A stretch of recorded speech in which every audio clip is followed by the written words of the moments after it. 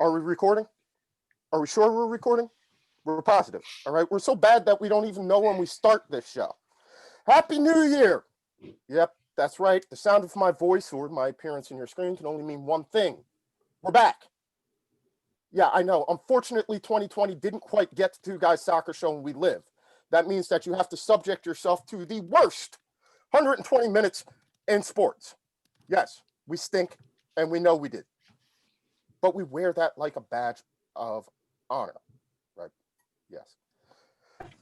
So happy 2021. But are we really sure, Stead, that it's 2021?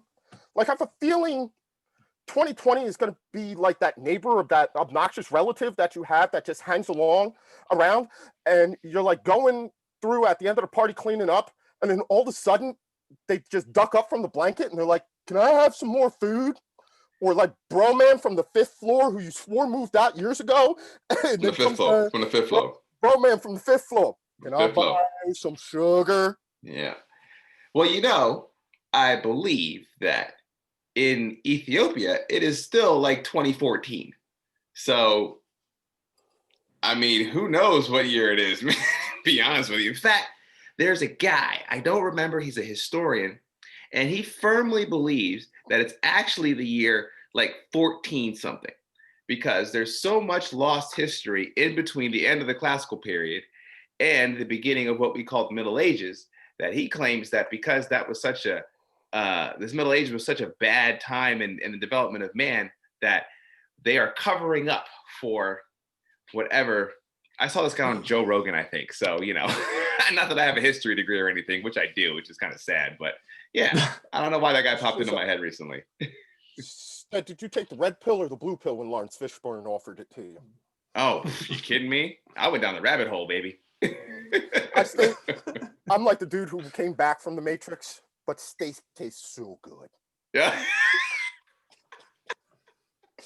All right, Cypher, we got you. Yeah. Hey, Coach Matt, how you doing? Happy New Year. Happy New Year. I'm doing well. I'm happy to see you all again. I'm happy to see you all survive through whatever New Year's celebrations you had. It sounded like Sean earlier had, someone caught pants on fire, but literally pants it sounds on like fire. Everyone's good. Yeah. Literally pants on fire. Mm-hmm. Sean, London Sean, how goes it in beautiful, sunny England? It goes well in beautiful, sunny and cold England, and beautiful, sunny, cold and locked down England again, I'm afraid. So, yeah. We are going to get to how the new COVID restrictions could affect elite sports and the FA Cup edict. I don't know if you saw that all teams that can field at least 14 eligible players should complete their third round FA Cup fixtures, regardless of whether or not those 14 players are actually athletes or cardboard cutouts. As long as you can put 14 of them on the field, thou shalt finish the FA Cup third round.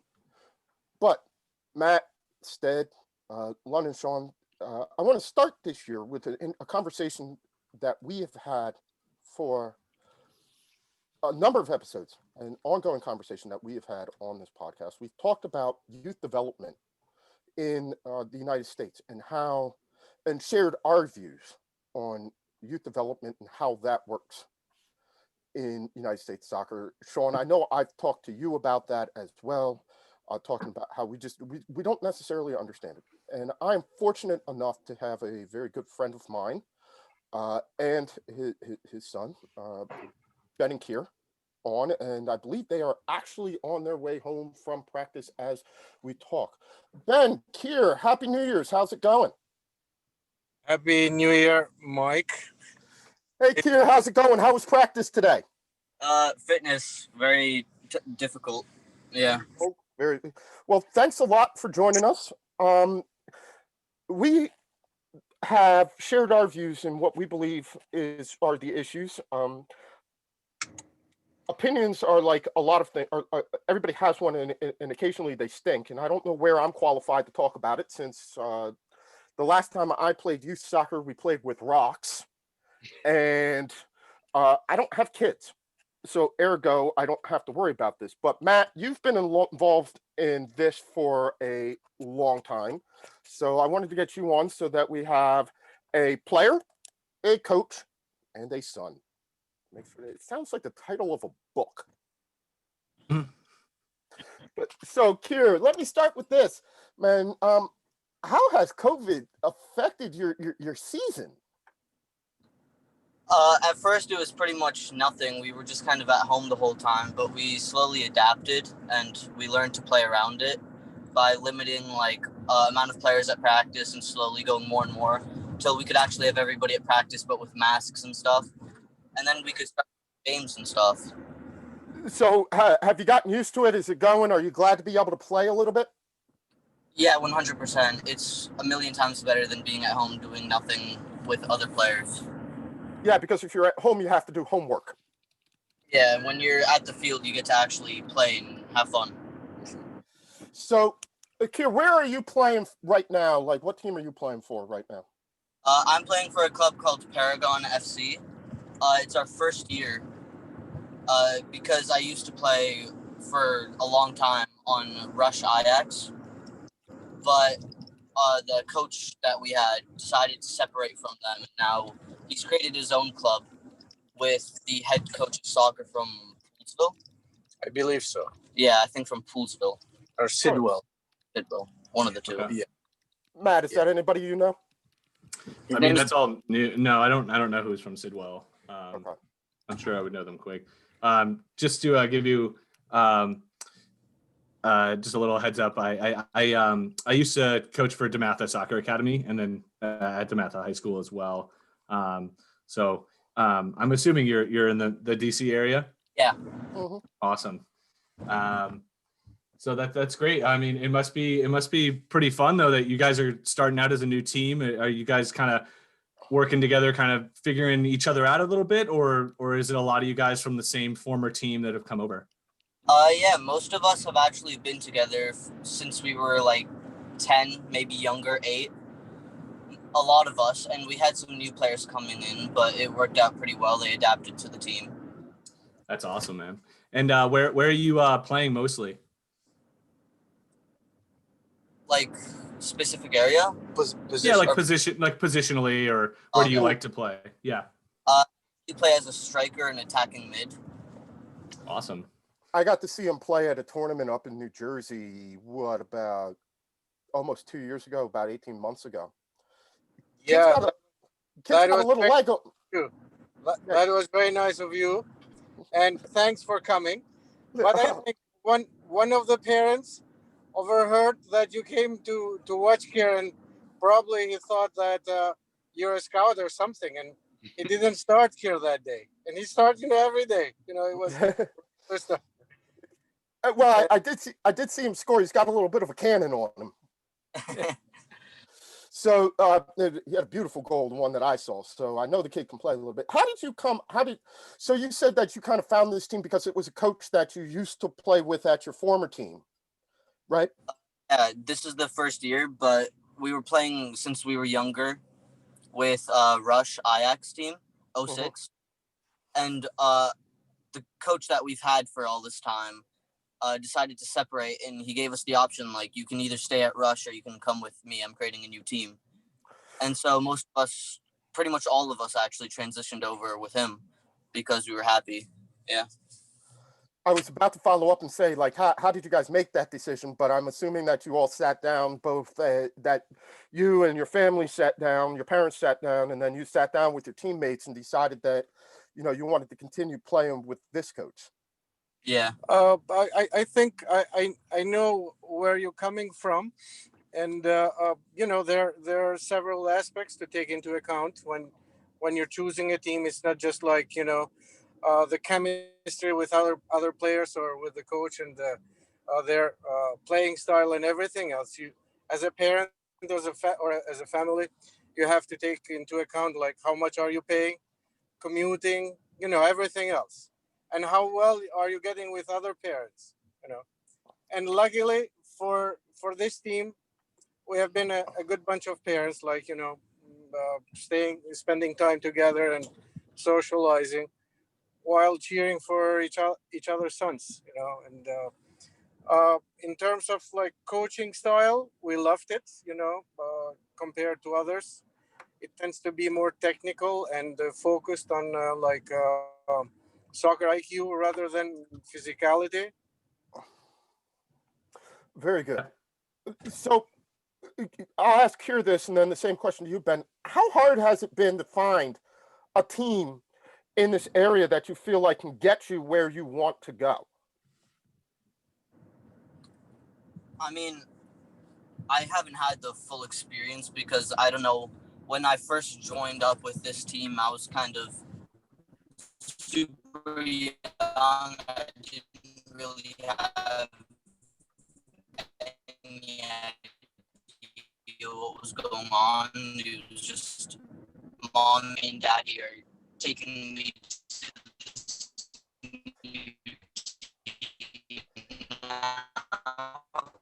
Okay, you guys are breaking up a little bit, but not a problem. I'm going to guess that what he said was he didn't really know what was going on. He was just kind of like, Mom and Dad, are you taking me to soccer? Just sticking with them through the years paid off a bit because each other well. Yeah, if you're our decision at that time to start as young as 4 years and a half, because we thought, you know, soccer may deform your physique and stuff, but he was like kind of persistent asking to join the team, and finally we allowed him to start with MSI at Soccer Plex, and he spent there probably a year. Then he started with Damascus for 2 to 3 years something. Yeah. And he had like playing experience, and he was always kind of like playing as a midfielder and a striker. And then we heard somewhere about this team that it had 2 coaches that were dads at the same time, and Kier had to go like and train for free, or you know, until there was a position created. A kid left for San Francisco, and there was a place created for Kier. One of the things, Ben, that I've always talked about, and you can speak to this as a father, and Matt, I've spoken to you at length about this, is feeling at times like there's no clear direction to be able to get a young soccer player like here, where there's no clear like route to get him where you need to go. Have you ever experienced feeling like, you know, I hope that we're doing the right thing, but I'm not sure. I know that he can play, and we want to make sure that we're putting him in the situation that he can be most successful? Yes, there are like several occasions like that. At some point, he was accepted by DC United when he was 10 or 11, and he tried out with them, and they wanted him, and we couldn't say yes because it was quite a commute and rush hour, and there are other things to consider at that time. And we asked a couple of coaches of his for their opinions, and you know, with our hearts we wanted to take him there, but still we said no at that time. So that was one of those occasions that we had to, you know, to rethink. All right, Kier, what's next for you? I know that you're in 8th grade now. Are you trying to play in high school? You want to play in college? Maybe go to the MLS? Where do you hope Don't this play in all college. Where do you hope this takes you, or are you just playing as long as you possibly can? The goal is to at least get a scholarship for a good college, and hopefully, if everything goes well, I can go play professionally in Europe somewhere. All right. I think that's everybody. So, well.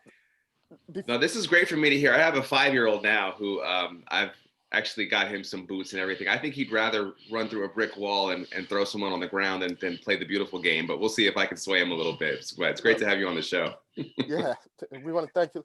So, here, I know that you're one of your Sean's favorite. got a quick question. Sean, you have a quick question. Go for it. Sean from London. You said hi, I'm Sean. I'm speaking from England, where obviously the great Premier League happens. So, Karen, if you were able to play for any team in the world, which team would you want to play for? I mean, growing up, I always constantly watched Barcelona because I was a big Messi fan.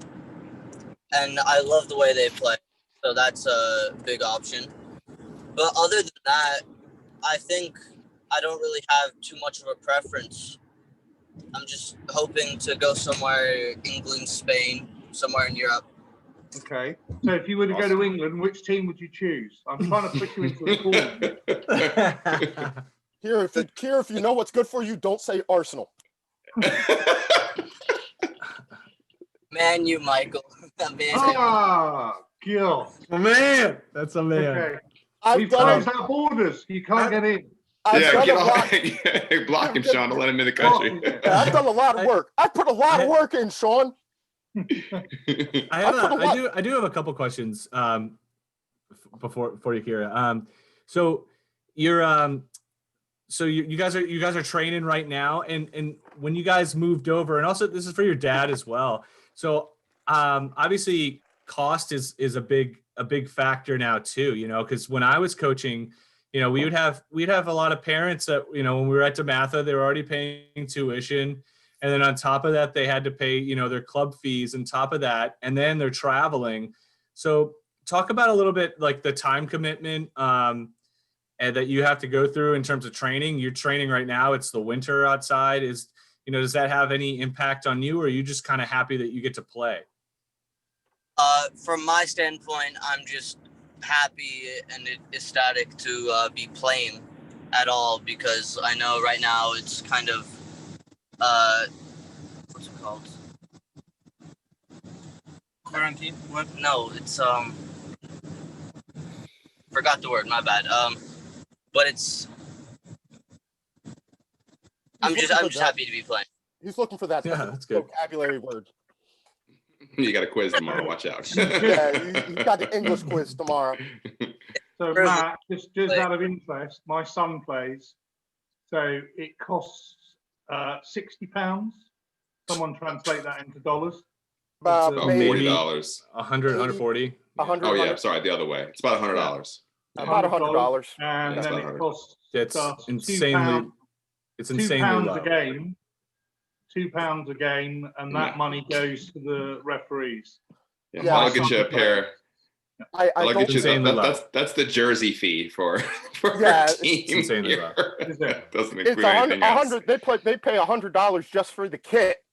Yeah. You're looking at about $1,200 in some cases just to play the club fees. So if my math is correct, that would put us in the neighborhood of 850 something odd pounds.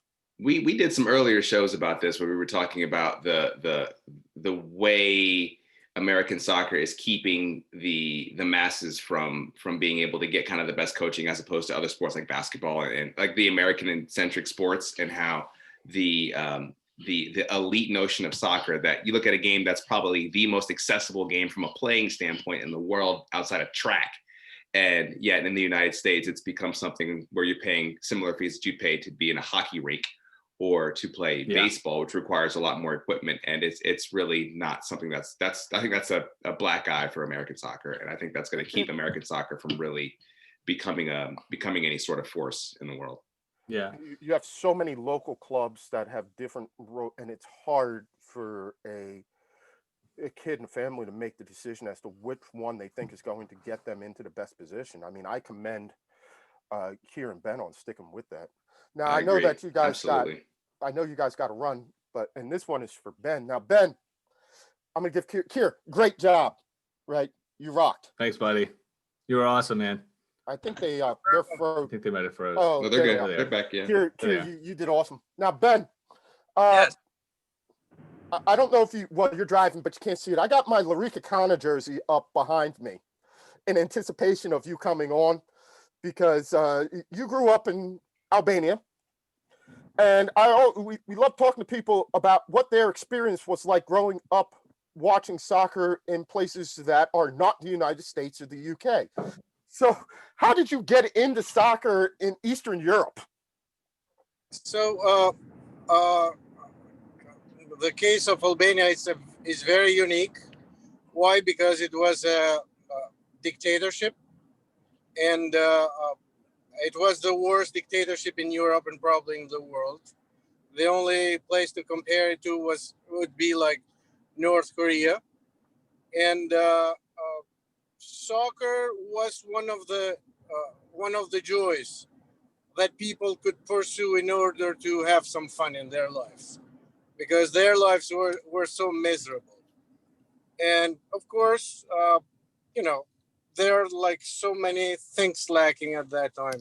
Not only time, because you needed your time to survive, to bring bread to the table and stuff, but you needed shoes, you needed clothes, you needed balls. Everything was scarce at that time, and people were becoming sort of creative in order. You've seen. I'm sure you've seen the movie Pele, something. When he was like trying practicing with mangoes. Yes, Mm-hmm. so that sort of thing in Albania as well. Myself, I didn't play much. At 14, I started, practicing or training as an acrobat. I was like a circus person, handstander, but always loved soccer because my whole family were great fan of soccer. I think my dad had some type of talent. One of my uncles, the youngest one, was really talented, and the middle one, he was not talented at all. But they were great soccer fans at that time, and even my mom was a crazy soccer fan, and she kept until she passed away a few years ago. That type of passion. So whenever our hometown team would lose, it was like a mourning for 1 week.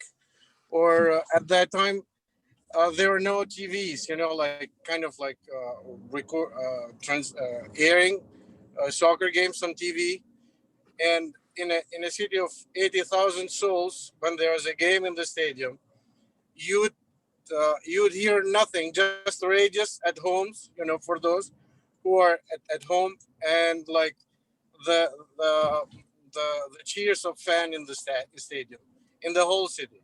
You could hear nothing else, just that, and all the streets were deserted at that time. What teams did you follow growing up outside of the local team in Albania? Did you follow it, or were you even able to follow any?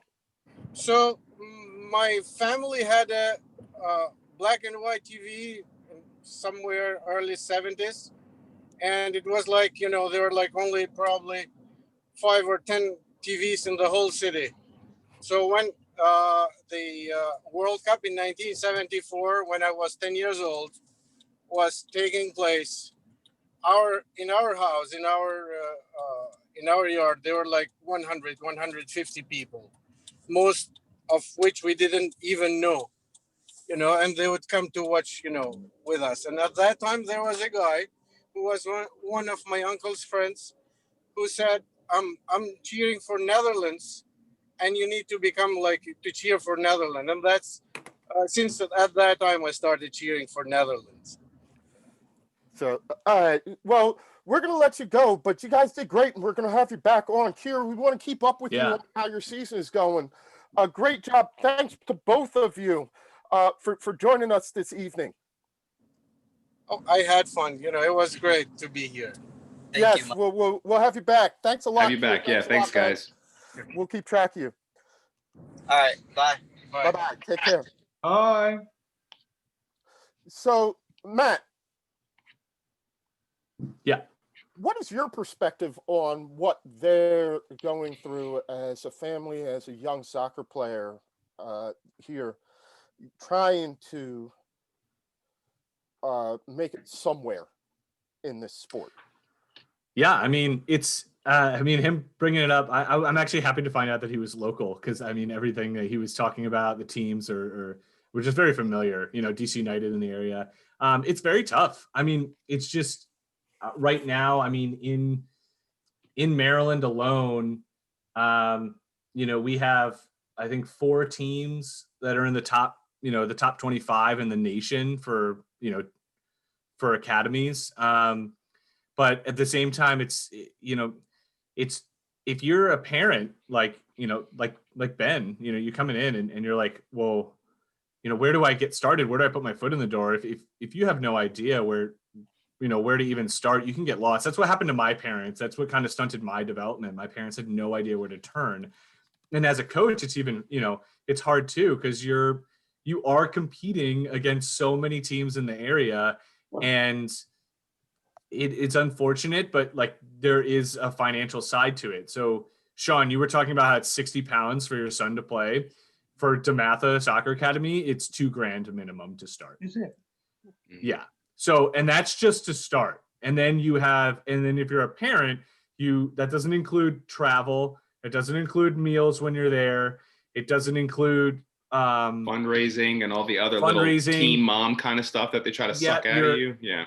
Yeah. If there's any extra tournaments, sometimes you have to pay for those. Your cleats, your son's equipment. So remember, these are kids, they're growing. So, you may start the season at size, 7, and by the end of the season, you're size 8. And you know how soccer cleats are now, they're, or boots as we call them on the show. They're 100 plus. So it's expensive in this country, and kind of like what Stead talked about, it's insane. Like the cost comparatively around the world. It's but on the same side, from a coaching side, it's like, how do I get paid? Because there's no federation that's going to pay for, development. Like there is Maryland soccer youth, development, but they don't pay for us. They just kind of open the door of like, hey, do you want to register your team to compete with other Maryland or other teams within the region? They're not getting together to help, the coaches at all. How far would you have to travel to away games then in a particular league? Oh man, we've done. Yeah, I was talking about, I went and saw them play, and they're from where we are, and it was about 3.5 hours away, easy, up in New Jersey.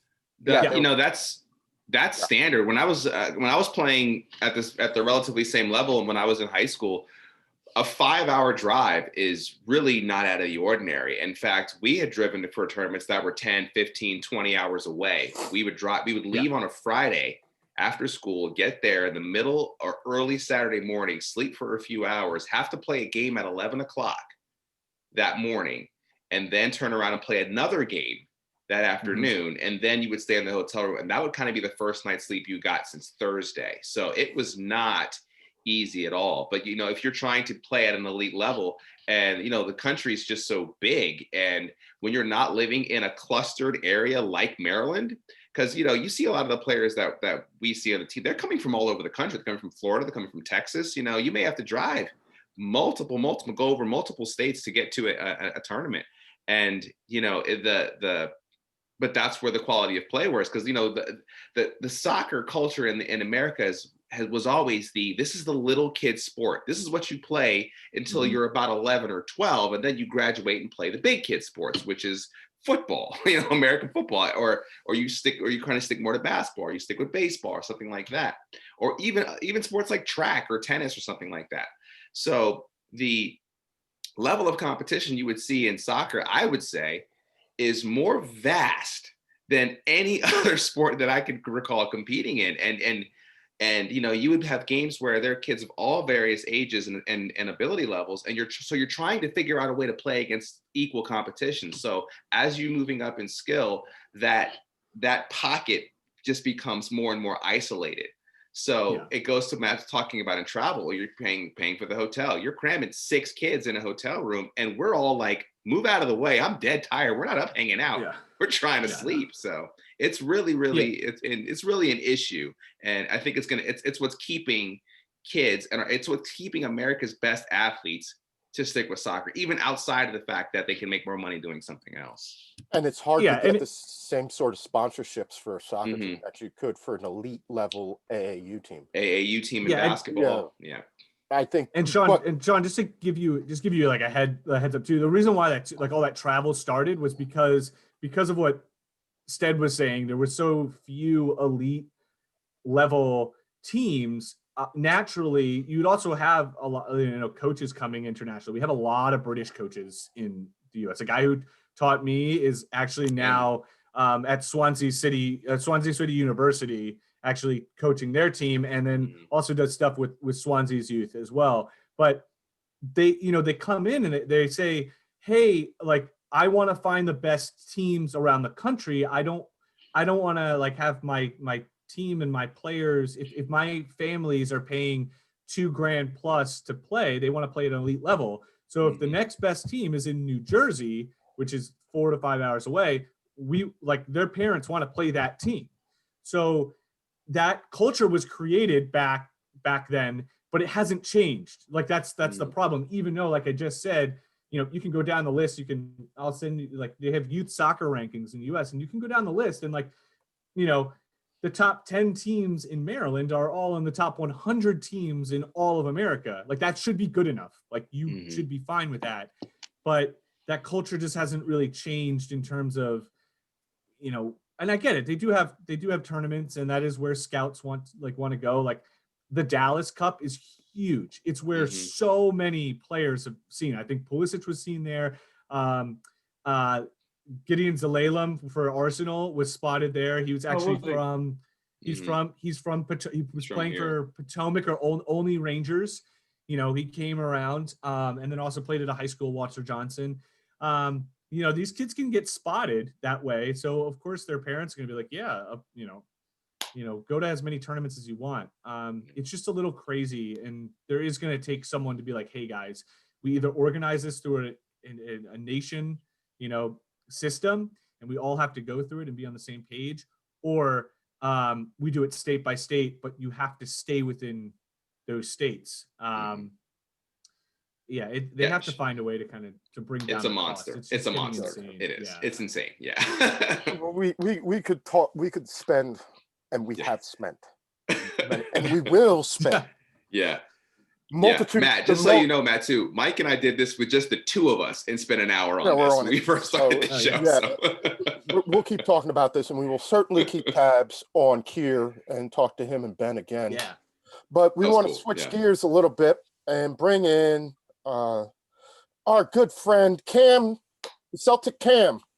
I would say Happy New Year, Celtic Cam, but after this, no, it's just not that happy, is it? No, it's a rough start to the year.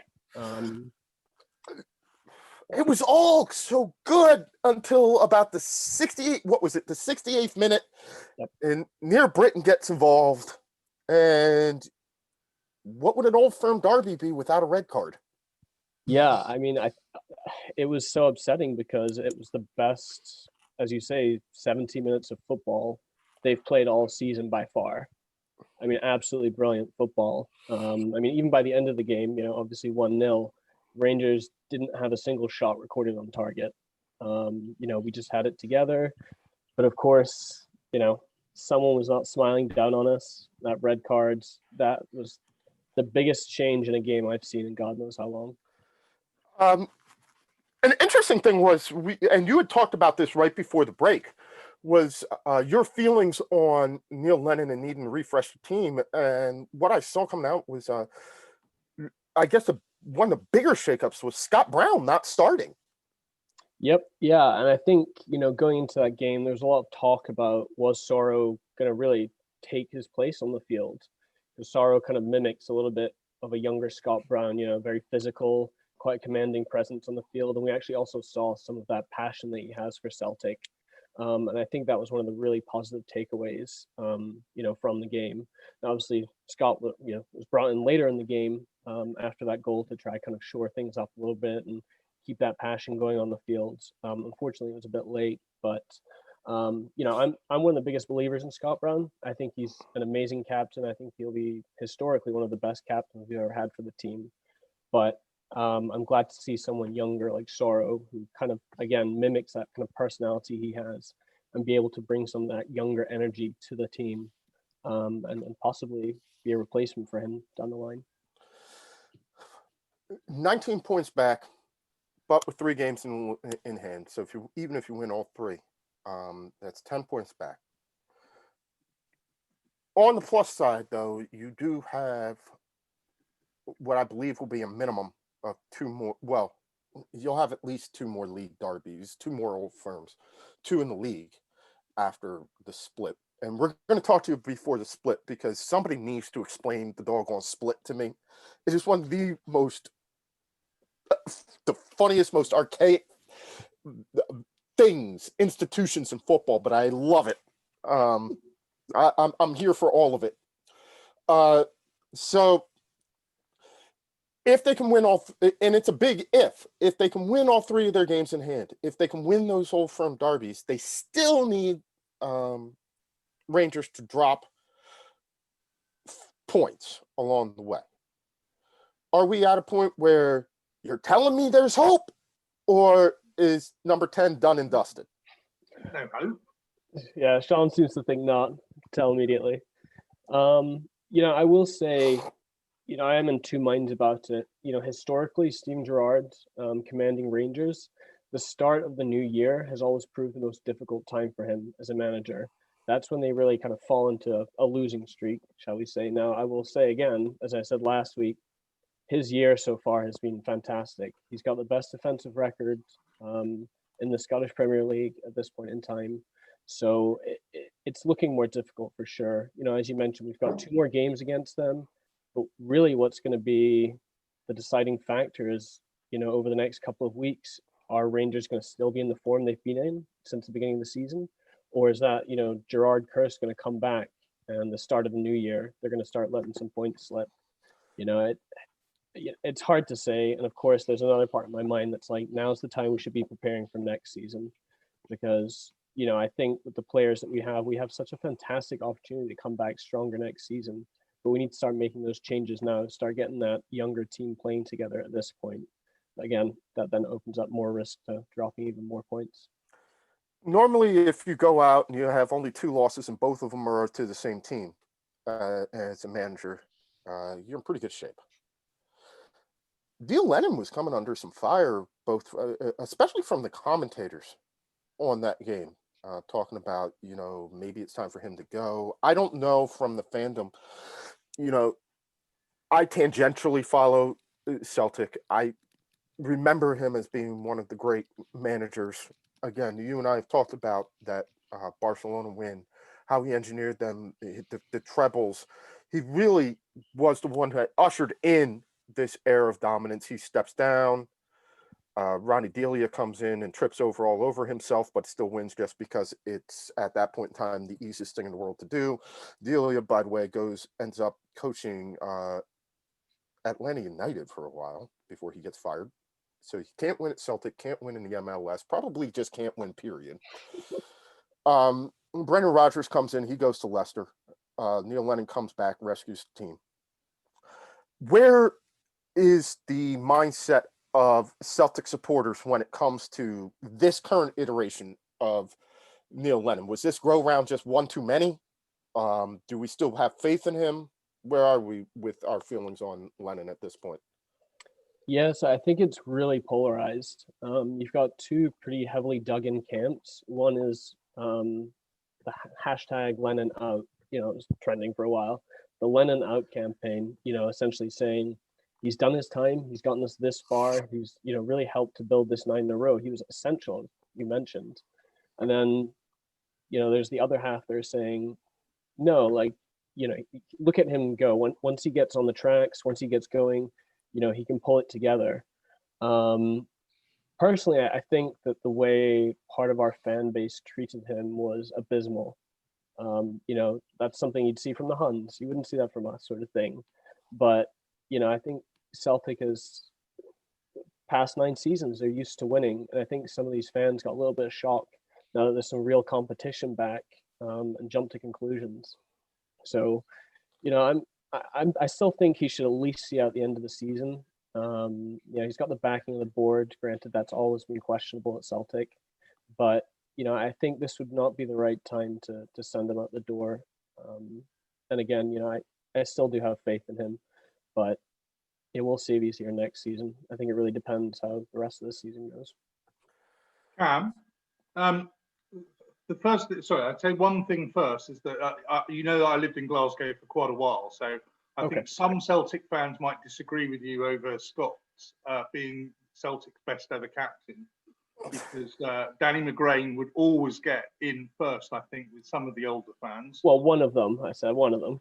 One of them. But secondly, you have some hope because obviously if Klopp keeps on going the way he's going and Liverpool kick him out, then the good news is that they'll nick Steven Gerrard, in which case you'll have it all to yourselves all over again, as they say. Yeah, I mean, to be very honest, this season's obviously been one of the more competitive seasons, and I've actually enjoyed it.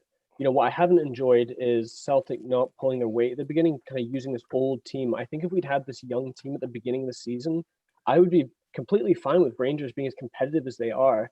The old firm matches when they were competitive, I would be thinking about them for months ahead of time. It was beautiful to watch. Yeah. And as a Celtic fan, I'm not afraid of that rivalry. I'm not afraid of that strong Rangers team to play us. I love that. I think that's one of the, if not the best part about the Scottish Premier League. So, again, love to see them coming back up. Hate the fact that we just hadn't gotten it together at the beginning of the season. Do you not have a massive financial advantage over Rangers? Yeah, I mean, we do. I think a large part of it, again, has been, kind of backroom staff. People like Desmond and Lawwell not spending that cash on signings. We've been a club that historically in the past hasn't needed to spend a lot of money to get solid players. I mean, we bought Henrik Larsson, I think it was for £500,000. We buy these good players, we build them up. But recently, I don't know if it's the scouting staff. I know we've had some major switches in terms of who our lead scout is. But it just seems that we haven't been willing to spend that money, and I don't think we've been identifying targets in the transfer window early enough. Our last transfer window, we bought the goalkeeper, we bought Barkas in the last 24 hours. It's things like that. I think there's just poor planning, and that cash is just not willing to be spent. You can have Mustafi for free. I tried to give him Phil Jones a couple of weeks ago. He didn't want him. Yeah, I don't think we'd even touch that. We're trying to give them away. I should have sent you this. I saw something on Bleacher Report where they were talking about top teams trading specific players to their rivals, and the whole list of Man United fans are like, "What do you mean you don't want Phil Jones?" So that was hilarious. I don't know. You I was could also cracking get up. a marauding, bare-chested Marcus Rojo. So I can't give away Phil Jones. I can't give away Marcus Rojo. I would love to. You guys can have them. We'll pay you to take them. Basically, at this point, Kim, one of the great things about this match, and one of the reasons why I was able to watch it, was because it was on ESPN Plus, so it was actually streaming on something that resembles the mothership. How much does the SPL need a broadcast contract here in the United States? Yeah, so I know there have been some. There was one last year. I forget. I think it was like BC, some kind of small time sports company. It's obviously not going to be the same thing as like the Premier League or La Liga, anything like that. But no, I mean, Scottish teams heavily rely on any of that sort of TV funding. As you said, there's ESPN Plus right now. A lot of these teams are actual like own TV networks or subscription based. Like I have Celtic TV. I think there's Rangers TV. But as you say, that money is really essential, and we've seen that during the pandemic. These smaller clubs, they miss out on that supporters income, so they're relying on the TV income, and even that isn't kind of propping them up enough. I know you don't have the answer, and I don't want to act like any one of the five of us don't have this answer as to why the SPL can't negotiate with ESPN to have those games streamed on ESPN Plus like the some of the other leagues do, because we can catch a Belarusian league game, we can catch cricket, we can catch any number We got of League One. I've seen League Two games on ESPN before. On the streaming. Yeah, I've seen any number of games, and I don't so I guess a better question is not why can't they? But how do you, as a Celtic supporter who is a team that has a legacy, that has a brand name, feel about the fact that there's almost no access to the club over here anymore? And it is a club that is extremely well supported here in the United States. However, it's still one that would benefit from being able to get its brand out there a little bit more. And one way to do that would be through streaming these games on some platforms so that people could get a feeling for what this team is. Yeah, you're right. I don't have the answer of why that hasn't been the case. It's honestly probably something to do with all the different clubs agreeing to it and some of them not agreeing to certain terms behind the TV deals and that. But you're absolutely right. And this is a topic that's come up multiple times. The DC Supporters Club has talked about this so much because you're right. The fan base around the world is absolutely insane. It's everywhere, Australia, Canada, Japan. And I mean, that would be amazing if it could happen. Do I ever see it happening? Maybe, a few years down the line. But it is really, again, it's something that people who have been following Celtic for decades have said, why don't we get the same coverage that, as you said, these Belarusian teams get around the world? And the shocking part, though, is that if anybody's actually caught an SPL game, even outside of the Old Firm, it's exciting football. And the atmosphere there is fantastic. And if Sean was giving us updates on the Belarusian league and our favorite team of Brest and how they were going through. But it was something that was readily available, and it's still available. You can still go watch it. So why the SPL isn't there? Yeah, that has to be the eternal question. Yeah, it's weird. It really is honestly very strange. And you're right. There's some games that are fantastic to watch. Who would ever think that Kilmarnock and the Hamilton Ackies would have such a good game? But it does happen. It's crazy. Mm-hmm. What about the fact, and maybe this is one of those, what comes first, the chicken or the egg, but like for the TV deal, it's just there hasn't been another Premier League win or SPL winner since, other than Rangers and Celtic, since Ferguson and Aberdeen. So is that a factor? Like, I mean, in terms of like trying to sell it, it's always hard because I do, I'm not very close, but I do pull for Celtic to win. If someone put a gun to my head, like choose a champion. But I mean, since I followed soccer since the early 2000s, it's always been, Celtic or Rangers. And then when Rangers had their financial issues, it was just Celtic. It didn't. No one even filled the void really. So for Rangers, like what are your thoughts on that? Like as a Celtic fan, like, I mean, obviously you want to win year after year, and as a United fan who was used to winning, every other year and then having to go 7 to 8 seasons off, it's been torture. So I would totally go back to winning every year if I could. But what are your thoughts on that? Like, would you be okay with that? If obviously you wouldn't want Rangers to win, but is that something you want to see, or do you think that there's other methods, or that's just Motherwell? I'm an Aberdeen guy too. Yeah, no, I mean, the league, you're absolutely right, has always been dominated by Celtic and Rangers, and then you kind of have this like upper grouping, and that's usually like Aberdeen, Hibs, and Hearts. They're kind of like third, fourth, and fifth in the league. Hearts are in Div 1 now, aren't they? Huh? The Hearts not in the league below. They are this season, yeah, but like past few seasons, like they're usually up in that top sect. But and kind of as I was mentioning earlier, there's not a whole lot of money with some of these smaller teams like Kilmarnock, Dundee United, things like that. I would again really like to see some of these teams making a little bit more money, bringing in some better talent, just really overall essentially raising the coefficient of the Scottish Premier League. I think again that benefits every single team, that competition. And honestly, maybe that's what leads to a TV deal, this higher level of competition, these better players. I mean, part of it honestly is to do with Scotland used to be a country where the youth programs were really powerful, really quite strong, very kind of vigorous. And there's the theory that, not enough money over the past couple of decades has been put into these programs. And that's maybe why we've seen a slight decline in the quality of players, in Scotland. Okay, you've got your Kieran Tierney and your Roberts and things like that. But, things like that, even I think would really take the game in Scotland up a notch. And again, maybe bring in that TV revenue, who knows? One last question for you, Sean, for you, Cam.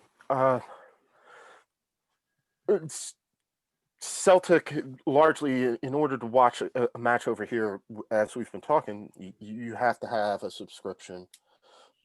Most fans watch it socially.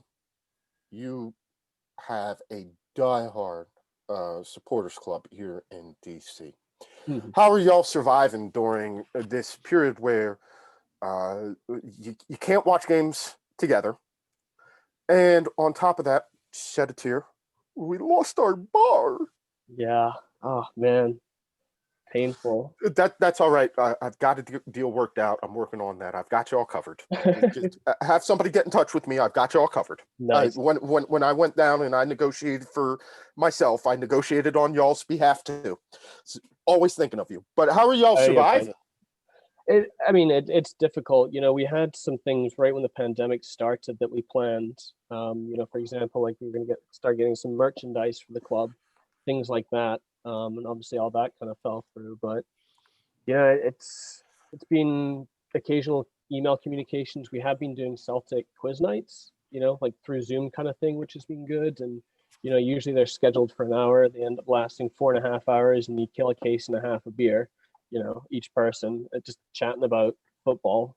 So I think, things like that have kind of been keeping us together and in the loop a little bit, occasional texts, whatever it is. But it's definitely difficult.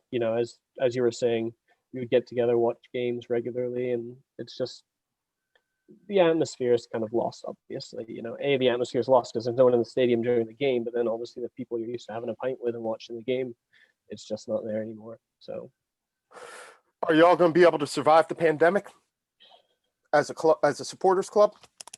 I think so. I think the people that we have leading it will not let it die. I think they'll refuse to. So we'll see. We're still around as of now. So. All right. For anybody who cares, that is the DC Celtic Supporters Club. You can Google them and find their website and get in touch with them to chat. Sean, last question. Yeah, no. Well, it's not really a question. We have one subscriber who's based in Perth, by the way, who obviously I've introduced to our show. So as we're in the Scottish segment, it would be very wrong of me not to, and I'm sad that Cam didn't mention this particular team as part of that group underneath Rangers and Celtic. He's a big St Johnstone fan. In fact, he is the biggest St Johnstone fan on the planet. And all I was going to say was, if we have another Scottish segment, he has just written the history of St Johnstone. It's called Hagiography, and I'm more than happy to see if we can get a signed copy.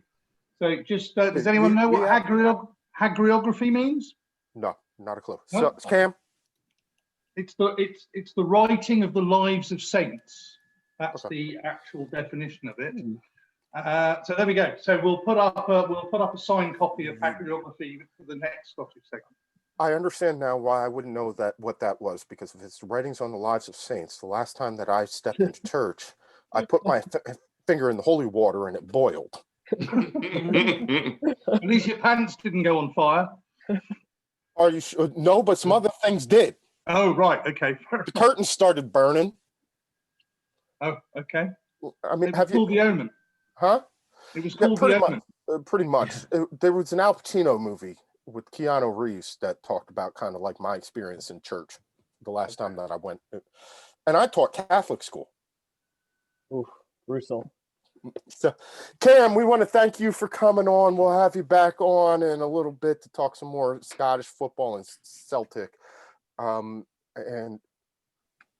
Sean, I got to figure out, how do we have another subscriber in Perth, Australia? No, Perth, Scotland. Oh, Perth, Scotland. All right. Makes a lot more sense. St Johnstone play in Perth. Oh, before you go, we right. got one question Matt wanted to ask, and then we'll let you Yeah. go. No, we can just put it in the chat. No. All right, we'll talk about it later. All right. So let's go. Thanks a lot, Cam, and we'll have you back on shortly. Thanks, guys. Hopefully, there'll be some better news next time. Yeah, man. Have a good one, gents. You too. See you later. Happy New Year. Happy New Year. Thank you. Here. Yeah, Matt, your question, dude. Yeah, that one, that needs to be asked at the beginning. Yeah, I know. That's gonna like, need. I shouldn't. I chatted you. I was like, hey, yeah, we're gonna wrap this up. I'm gonna be bringing in. So Matt, you honestly think if Chris Wilder is going to block 5 substitutes, that he's going to agree for Celtic and Rangers to join the Prem? Absolutely not. I don't know. But that question comes up like every 5 years. That question comes up. And in fact, Mike, I think we talked about this in one of our early shows. Mike, I think we may have.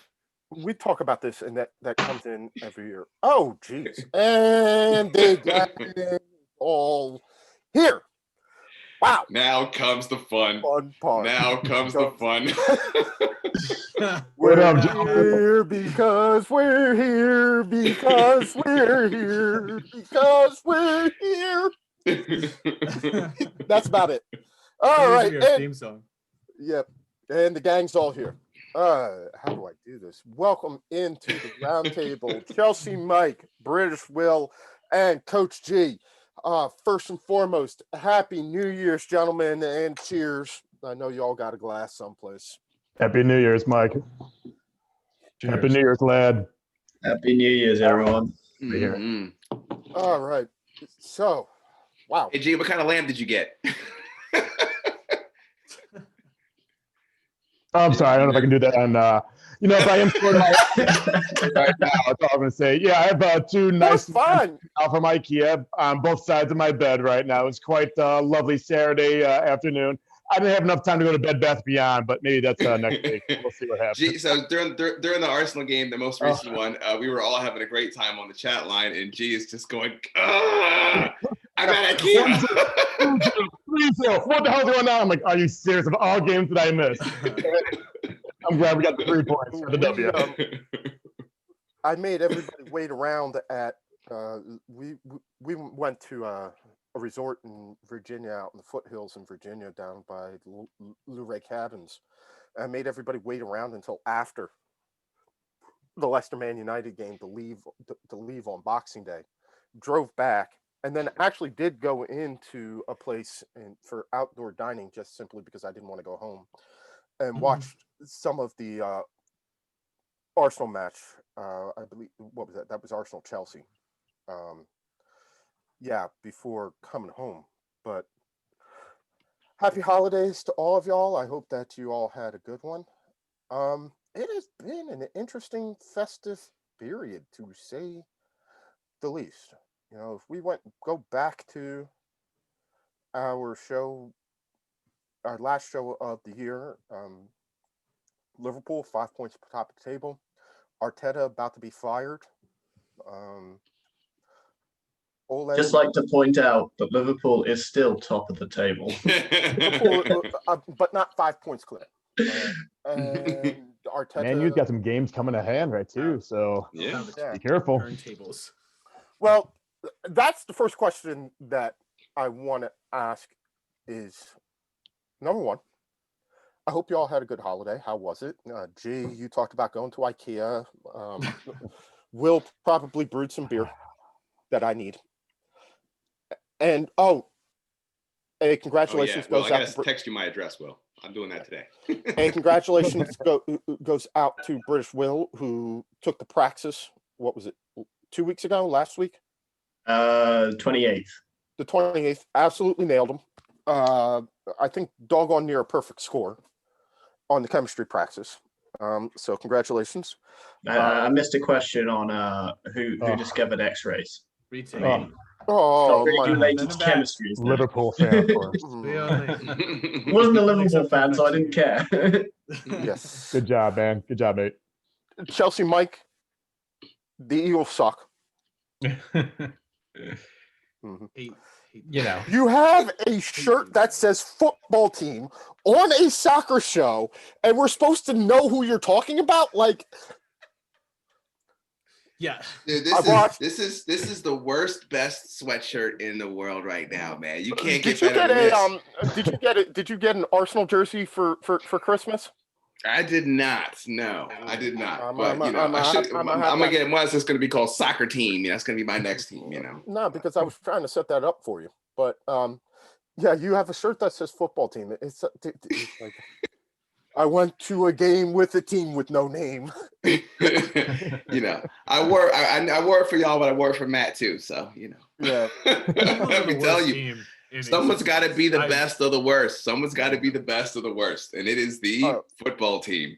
Oh, you're welcome, by the way, from your brothers in Philadelphia. Yes, thank you very much. Thank you very much for just going, we're just going to punt this away in the middle of the third quarter by not kicking a field goal, but that's... Well, now I'm expecting next time that I go to a Roots concert, Nate Sudfeld's going to show up and play the last quarter.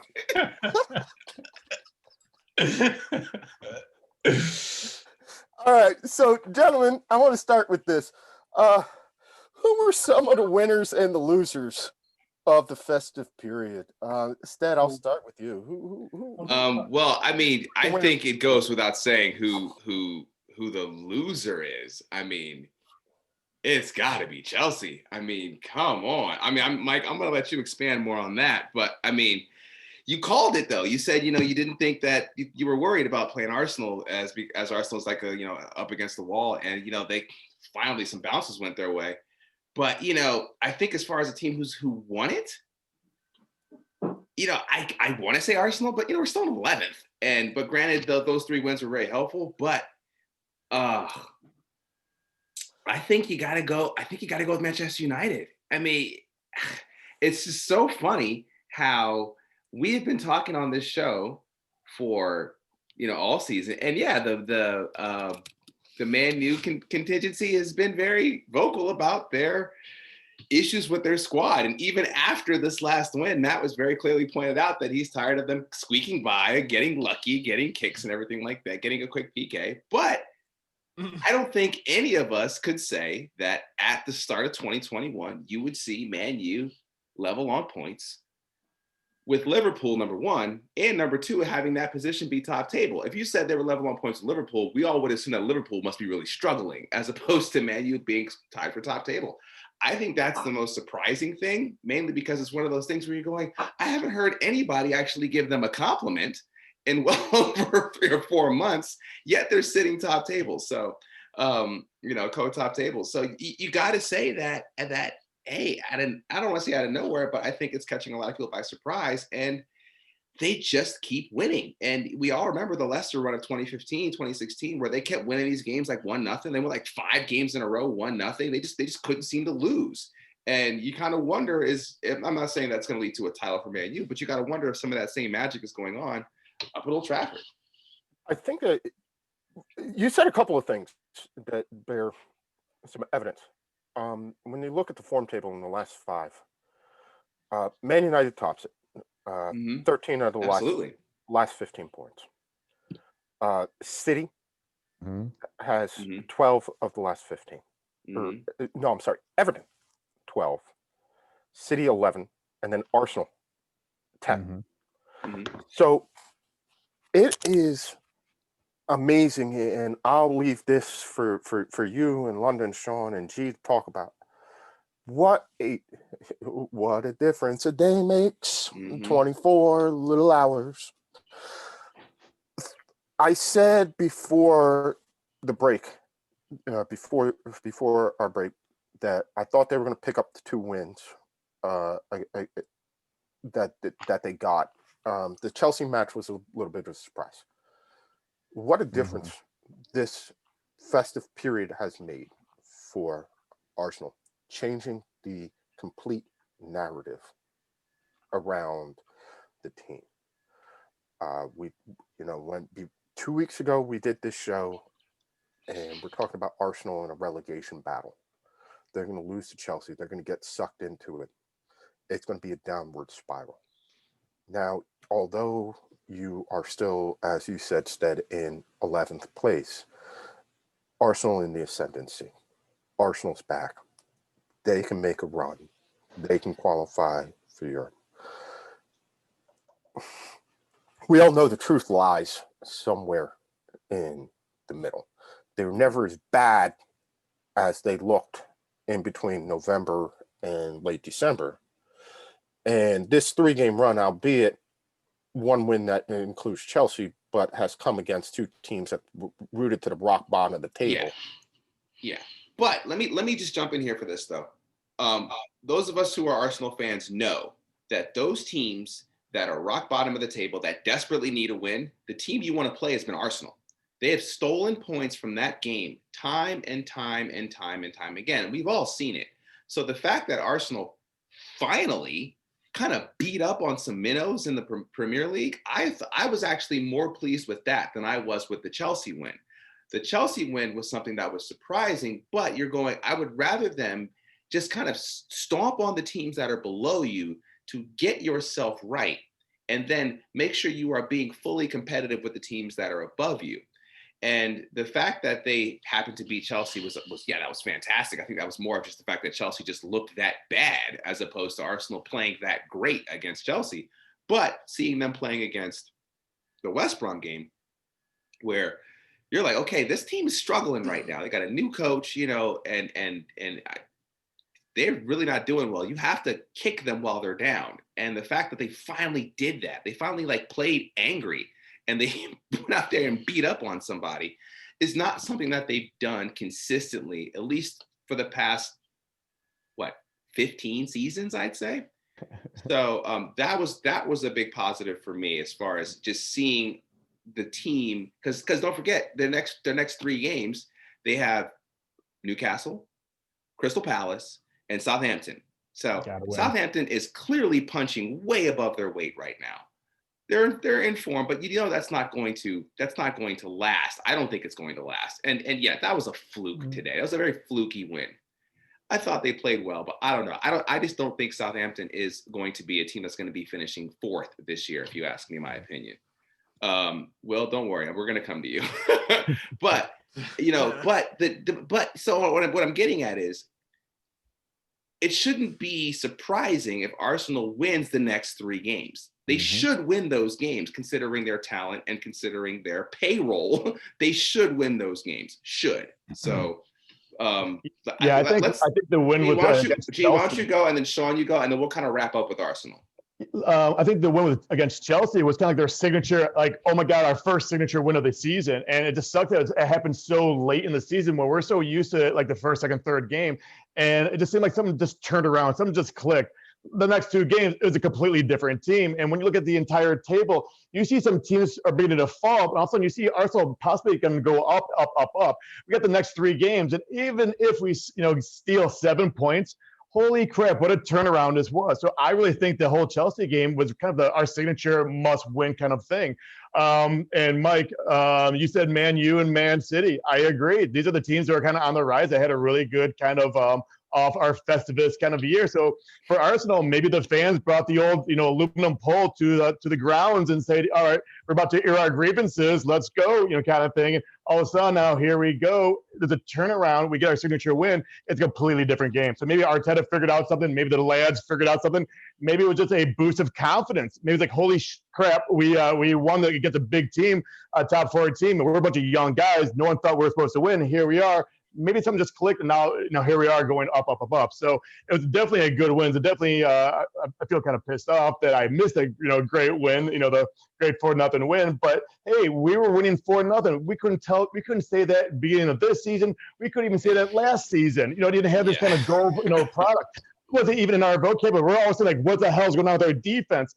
Now we're seeing, a couple other teams are having some defense issues. So I'm glad this year we kind of hopefully now kind of figure this out. But it just seems like maybe someone just turned on. Maybe that light switch turned on in their heads, and here we go. So yeah, I think Arsenal is kind of moving up right now, and Man U looking good.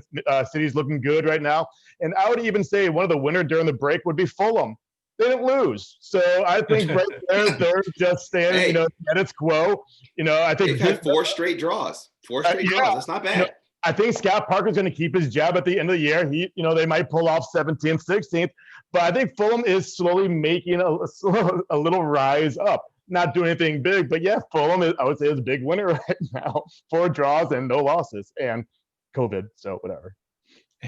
And guess Sean, who we go play ahead. next? Fulham. Sean, go ahead. Let's put a bow on Arsenal.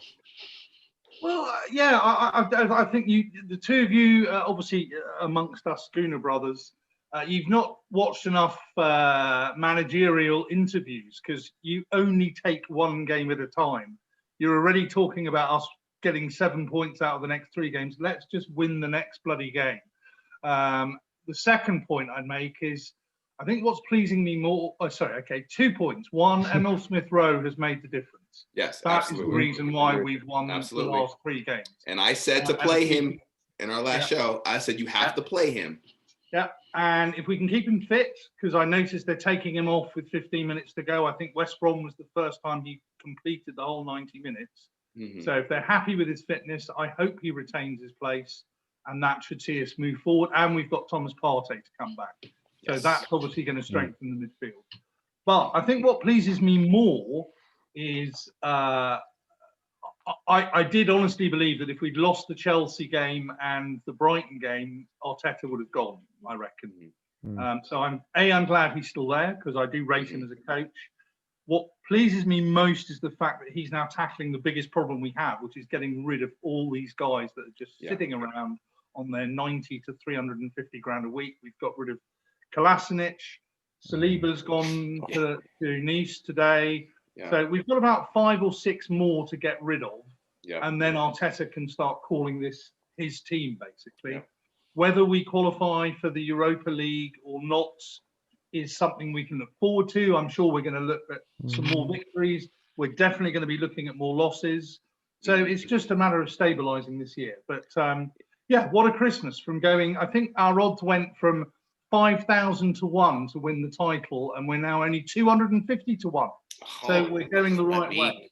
We're at Leicester's level. Yeah. Nice. Yeah, no, I agree completely. I just think though, I'll be heartbroken if they lose 2 of the next 3, but I won't hold my breath. I'll put it that way. So this is the way the season has gone. You know, I would agree with you. I think even with respect to my own team, you know, I would come out and say with the 3 wins that they picked up over the festive season, because honestly, we didn't pick up 3 wins. We got 2 wins and a draw. Arsenal were the big winners. I think Arsenal were probably the most desperate team. They were the most out desperate of everybody. I think they were the most desperate team going into this holiday, that they're like, if we don't do something now, we're going to be in a world of embarrassment by the end of the season. I'm going to flip it down to the other side. Mike, it was not a good festive period for Chelsea. Oh, no, it was not great. It's a bad Boxing Day when you're cheering for that one late goal just to break up the clean sheet, even though you're losing by 3. And it happened, and we broke up the clean sheet, and we did it again yesterday. It's a problem. Lampard just doesn't know what his best 11 are. And I think maybe he does, but his best 11 are in varying degrees of form, and they're just not coming together cohesively right now. Am I that worried about it? Kind of. They have a lot of talent. They paid a lot of money. But again, they are young. It's going to take them a while to come together. Same as with Arsenal. But here's the problem to me is that Lampard is sort of radically shifting who's on and who's off game to game, which says to me he doesn't have any clue. Now they have some injury. I mean, James in the back would be a rock solid guy, but that's one piece. He just doesn't know where he's taking this team. I think really, really bad defensive mistakes really hurt them. And that's what really plagued them last year. And they've gotten better, with Thiago Silva, but they're still lacking something up the middle, both on defense and up front. They brought in all these players for the sides, but they forgot about the middle, except Havertz, who they're not playing. So they're just, it's bad defensive lapses. The couple of games they've seemed to dominate the first 15 minutes. And then all of a sudden they give up a bad goal, and it seems like they're pressing forward more, which leads them to give up another quick goal. Of course, that didn't happen in the Aston Villa game, but that was the Arsenal and City games. I think Chelsea's becoming the desperate team in the league right now, and it's starting to get to a point where, I don't know, you're not gonna want to see them. They have Fulham next. Of course, they've got the FA Cup game next week against Morecambe, if they play it. Apparently, the League Two side has some COVID concerns, so we'll see if that happens next week. But to me, they're not even the biggest losers in the festive period. I know it seems down, but everything. There's teams in bubbles. The bubbles this year are rising and falling. Mm-hmm. There's parity. Like, I mean, a couple of weeks ago, we were talking about Arsenal on the edge. Beginning of the season, what's going on in Man U? Seriously. We were dumping on Spurs last time, too. Mm-hmm. Yeah. And I mean, Ole was a half from getting fired. Mm-hmm. So, I mean, the bubbles are rising and falling. To me, the team that had the worst festive period was Liverpool. Liverpool could have put the league away, but they took some really, really bad results. And it's not just the results that happened; it's who they were to. I mean, you're talking; they're supposed to be the top team in the league, and they're drawing against bottom 5 competition. Mm-hmm. These are teams fighting relegation. So, I mean, maybe that speaks a lot to the parity of the league. Their loss today was unfortunate. I'm sure Will call it unjust, but it happened. And the competition, they should have been right through this festive period, dominating the league on the way to their second consecutive title, and they're not. And I think, at what point does the Liverpool's in disarray? How long does it have to go on? Obviously, I know they're sitting on top of the league, and United's got the game in hand. But to me, that's a question. I think Man U had the best holiday period, but I'd say also, Leicester made out pretty well. They didn't fall. They're still in third, and I think for a squad like Leicester, I think that, like, I'd have to agree with you that Liverpool probably had the worst festive fixtures, and I don't think it's really an argument about who had the worst festive fixtures. As you said, Liverpool could have put this league to bed. They could be sitting 9 points clear right now with a game, so 6 points clear. Let's say if Manchester United wins. And their closest chasing team is Manchester United or Manchester. I mean, like, they're sitting with a comfortable lead if they'd won all their fixtures. But I think that we just have to look. They're 11 points between 1st and 15th. Yeah, it's crazy. Mm-hmm. 11 points between 1st and 15th. Love it. At this point last season, Liverpool had 50 points. They have 33 right now.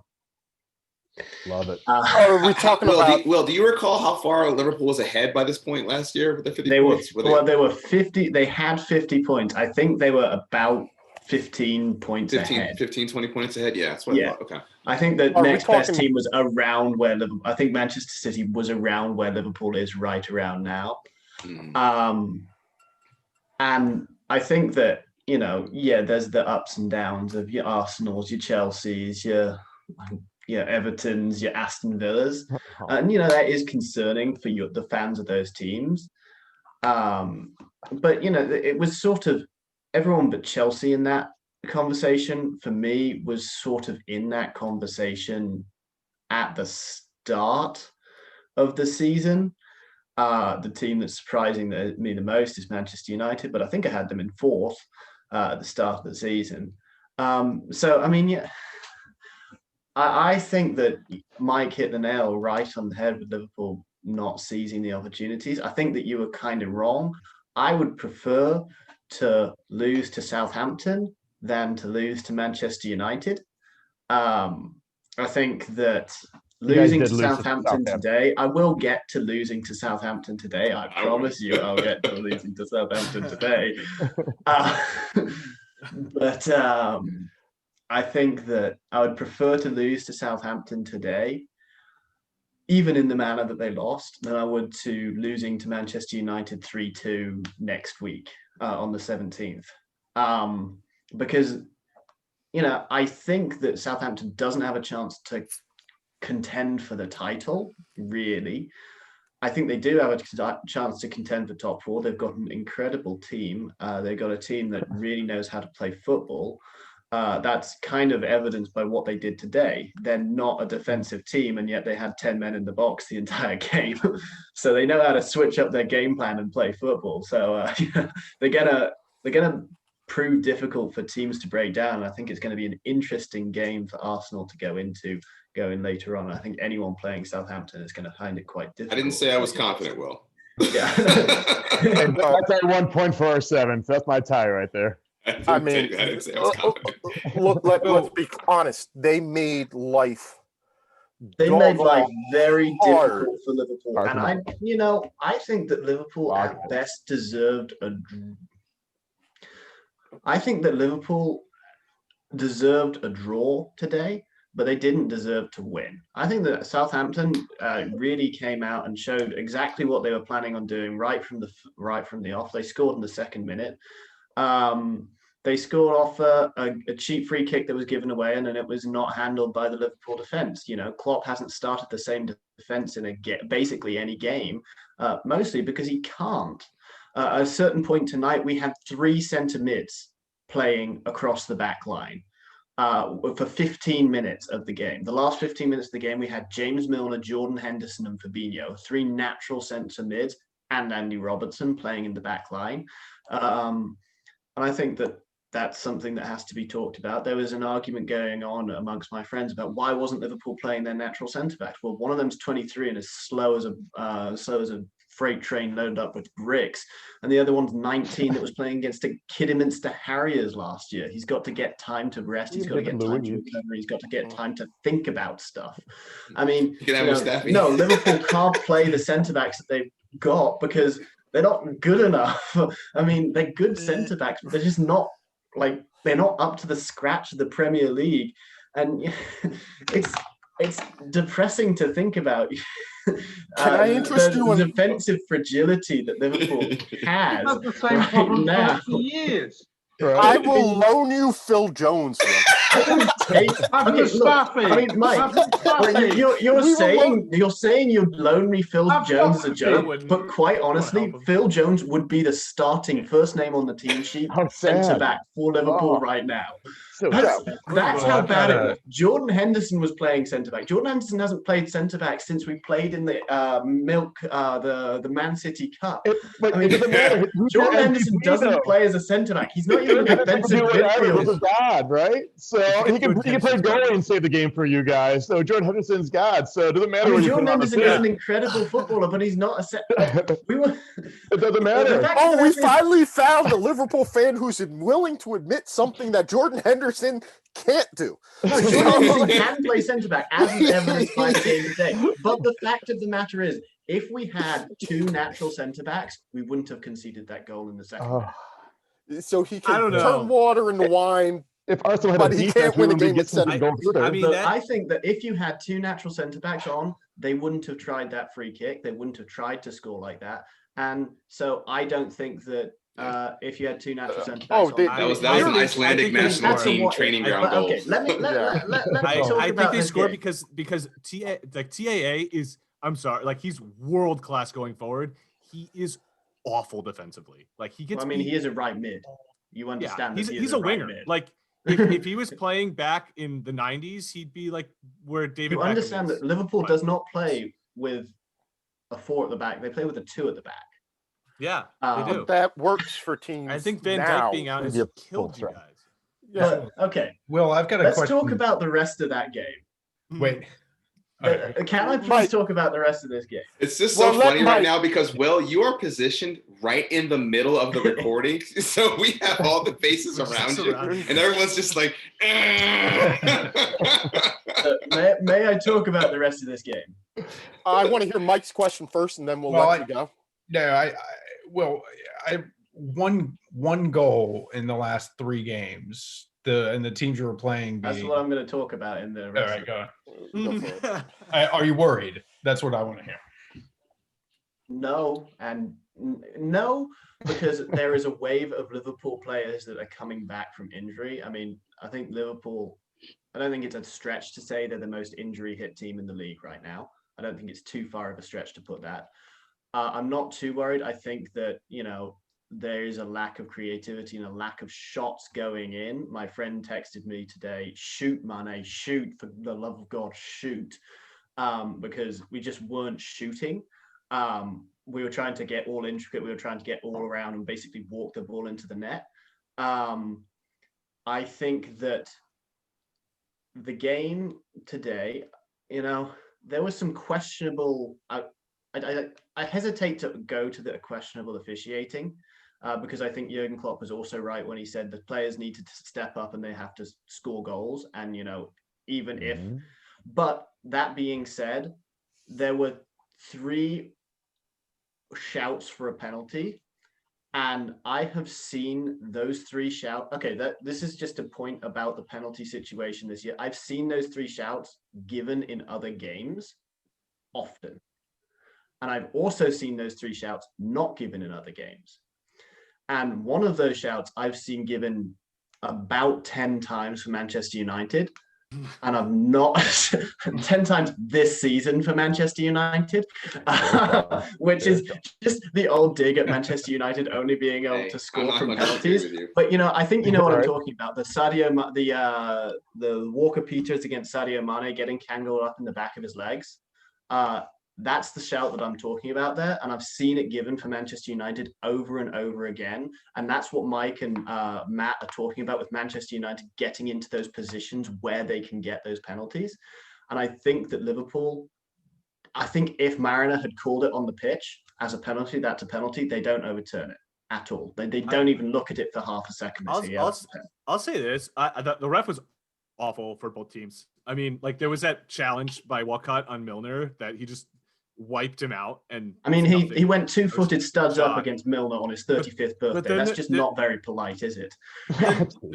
Then there was another one like upfield too, like on a Southampton player. Shaqiri on Taya in the 70th I don't know, minute. but it was later. It was like in the 80th minute, and yeah, so got Shaqiri completely on wiped Taya. out, and they just called nothing. And then there was like retaliation too. I saw from like Mane, and the guy was just like, "Just get up and." Well, play. I mean, Mane had been wrestled to the ground. The ref didn't give anything, so Mane kicked out. I mean, that's the thing that happens when you have a referee that's not giving fouls and not giving calls. You have players that get frustrated and take it into their own hands and do something stupid. And I mean, I don't think you can find a nicer footballer than Sadio Mane. And he was getting incredibly frustrated in that game. And I think that was to the credit of the Southampton defense. They played the referee well and they played the game well. So I think that the fault of losing today wasn't on officiating. It wasn't on anyone but Liverpool. I think they should have put the ball in the back of the net. They should have shot more often. They had 1 shot on target. And I think that the credit for winning today goes to the Southampton defense. I think they played an excellent game and I think they did an incredible job. But, that doesn't take away from the fact that I'm still very, very angry. Matt, what's your question? Yeah.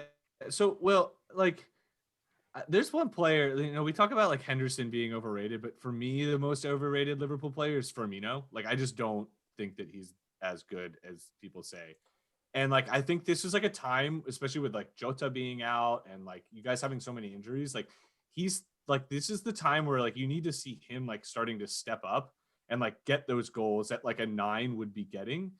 And today, like watching him, like you were saying, it's like I get that he, you know, sets up plays and like he'll have the assist before the assist or whatever, but like you need your 9 to start shooting, man. Like, you know, I felt like Mane and Salah, like it's always just like down to them. It's like, when is your like your number 9 like gonna like bag in goals and like, you know, come in there and score those, you know, those scrappy goals. Like I just don't see him get those.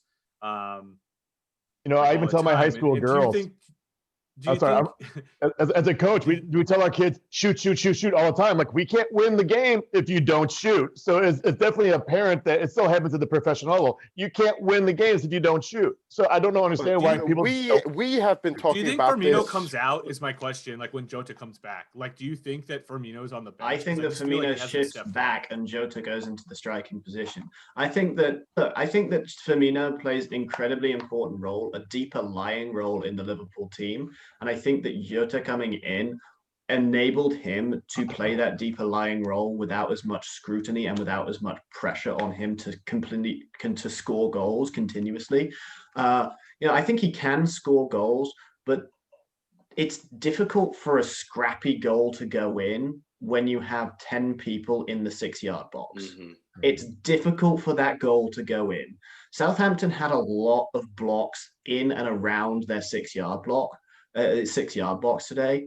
And, you know, if you look at the Newcastle game, they had a lot of blocks in and around their 6-yard box. And if you look at the West Brom game, a lot of blocks in and around the 6-yard box. And Firmino does need to score more goals. Firmino does need to score more goals, and Liverpool needs to score more goals. So, Matt, you're right. You know, Firmino right now isn't pulling his weight in the team. But do I think he's overrated? No. But see, look, go ahead, Mike. I'm sorry.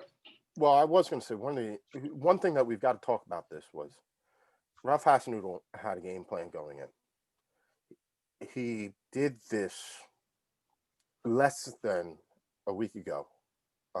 What was it? Tuesday or Wednesday before New Year's against Manchester United at Old Trafford. Went in, and that was the game plan. They played that game exactly like they played United. What was the big difference? This time around, they got that early goal and were able to defend. Against United, they defended and conceded late. But everything you saw against Liverpool, I think, was what we saw, Matt, against United, how they defended. It came down to a moment of getting them stretched, getting Marcus Rashford an opportunity in the box to put a ball on net when they being Southampton were a bit stretched. A lucky deflection, it goes in the back. United win 1-0. Right? I can't fault Liverpool for losing this game because of the way that it went, because United could have easily have lost that same fixture a couple of days before. I will agree, like, the goals have sort of kind of dried up. This was a team, last year in Liverpool, that was scoring for fun. But we knew last year was special. Injuries, defense, being the hunted instead of the hunter, all come back.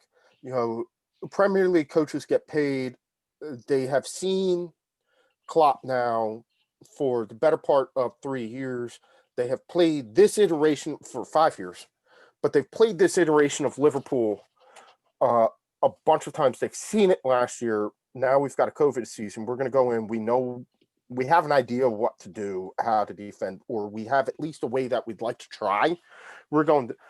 It's no shock that, given what's going on, that they're dropping points. I still think that, you know, Sean, correct me if I'm wrong, but when Leicester won, they won with 83 points? Oh no! It was. I think it was slightly more than. Well, yeah, only slightly more. It was less than 90, definitely. Yeah. So between 83 and 87 points. They lost 3 games. because they lost 2 of them against Two to Arsenal. They lost home and away. Well, they I lost remember three that. against Liverpool. but they also drew. I mean, it wasn't necessarily the games they lost that killed. It was they drew a ton. Yeah. Yeah, Leicester had 81 points that game. That's Did it. they? 12 draws. Yeah, 81 points, 12 draws. Okay, so 81 in their tight winning season. Okay, I thought it was more. I was going to save weird predictions, but this is one of those times that I'm going to put out a prediction that Still won the league by 10 points. Yeah. Well, here's a prediction that we can go around and talk about. Over under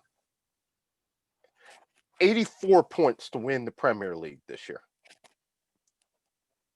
I think Instead, I'll- That's a really good number. That's a really good number, to yeah. throw out. Spot on, man. All right. Instead, I'll start, Let's start with you, Will. Okay, we'll start. I'll start with you, Stead. Over under 84 points to win the Premier League this year. I'm going to say over. And this is why I'm going to say over. We've all been watching this league for years, even some of us newer fans. And outside of the occasional seasons where we've had, Liverpool last couple of years with 99, 100 points or whatever, City getting 100 points and stuff like that. Every team will go and kind of dry up for a while. But, I'm thinking of the season where City won and Manchester United finished second on goal differential. I believe they both had 89 points. Mm-hmm. And I'm seeing a similar thing occurring this year because I do think City is going to start to really come together. Because if you look at City with 2 games in hand, sitting on 29 points, they're still not giving up goals and they're starting to score. So that's got to be relatively scary for teams that are above them. Number 2, while we have been bashing and beating up on Liverpool, Will, I agree though, Will, you have players coming back from injury. Every team goes through this. At some point, it most likely through the season where you have this kind of spell going on, especially when you're having these cup seasons going on, okay? Luckily for you, you all won the game against Arsenal by losing in the EFL Cup, so you didn't have to worry about that even earlier. So I'm really seeing this turning into a pretty tight 3, maybe 2.5 team race, because again, even though City's won or Manchester United's won 4 of the last 5 and drew the other one, I get my confidence in how well they're playing from the people I know who support that team, and I still don't feel it from you guys. But I'm seeing like a potential race of, you see Man City, Liverpool kind of going back and forth, and with United nipping at the heels. And I see, and then the rest of us are kind of like beaten up for that 4th spot. Jake, what do you think? Over under 84 points to win the league? I say 86. That was the first number that came to mind. I was thinking 86 too, G. Yep. Over and under, but 89, 84 spot on. You might have to parlay that, with another bet. Yeah, for real. That's a really good pick. 86. Yeah, I think it's going to be one of those, again, 2.5, 3 teams that's going to just take off, and they're going to beat up each other when they play each other. But besides that, it's going to be a close one to the very end. And maybe, again, like Arsenal just hit their stride against Chelsea. Man City's hitting their stride too right now. They're looking powerful, as they have been in the last previous years. I guess maybe just took them a while to figure this stuff out this year with COVID and everything else, but they're a hot team. Both Manchesters are hot right now. And Liverpool, you guys will find your stuff. It might take you a game or 2 when you get all your boys back to, figure out all your, your cobwebs and clean all that your stuff out of the attic. But once you guys have figured all your stuff out, Liverpool will take off as well. So it's gonna be a 3-pony show. But I think 86 is my number right now. Yeah. And Will, also just something about the goal stuff. You still scored 37 goals this year, so shut up. We haven't scored in 180 minutes. Hey, we were what, 700? I think. Yeah, we have talked about this, and Mike. This is the longest goal drought Jurgen Klopp's ever been on. Mike was right. Teams rising and falling. The hot takes. At the beginning of the season, Manchester United going to get relegated, doomed. Then it was Arsenal. Now it's Chelsea, Liverpool on their way down. It's just the natural ebbs and flows of the season. But Chelsea, Mike, over under 84 points. A really good question. I'm going to go under. And here's why. Actually, I looked it up. It's 7 times in Premier League history the champion has scored less than 84 points. And that was kind of in the scrappier years, the earlier years before the big 4 and big time money. And I think the parity that we're seeing in the league this year is sort of, I didn't watch the 96, 97 United team that won with 75 points with Ole at the helm. But I feel like the league this year, it feels scrappier than any league I've seen since I started watching back in 03, 04. I just don't. I think when Liverpool's dropping points to West Brom, and teams are having these bubbles where they can't figure it out.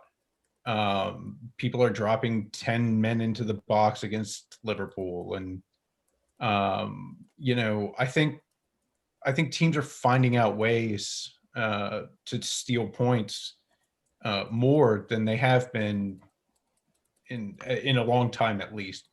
So I'll take under. All right, Sean, over under 84 points, and you're the gambler of the crew, so I you're am. probably. I've got my sponsor's hat on, Paddy Power, obviously. Well, tell them to give us money, and then Yeah, we'll all I wear will. Paddy Power spot. I will. I'll be sending them the videotape after this and saying that they're getting a bit of free publicity. But Under. are you Under. going out? You're going under? I'm going under. Yeah. I agree with Mike.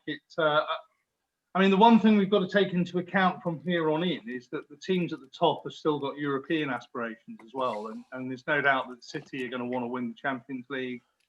In fact, everyone's involved apart from Southampton. If you look at the top of the table, all the others are still in Europe, either in the Champions League or the Europa League.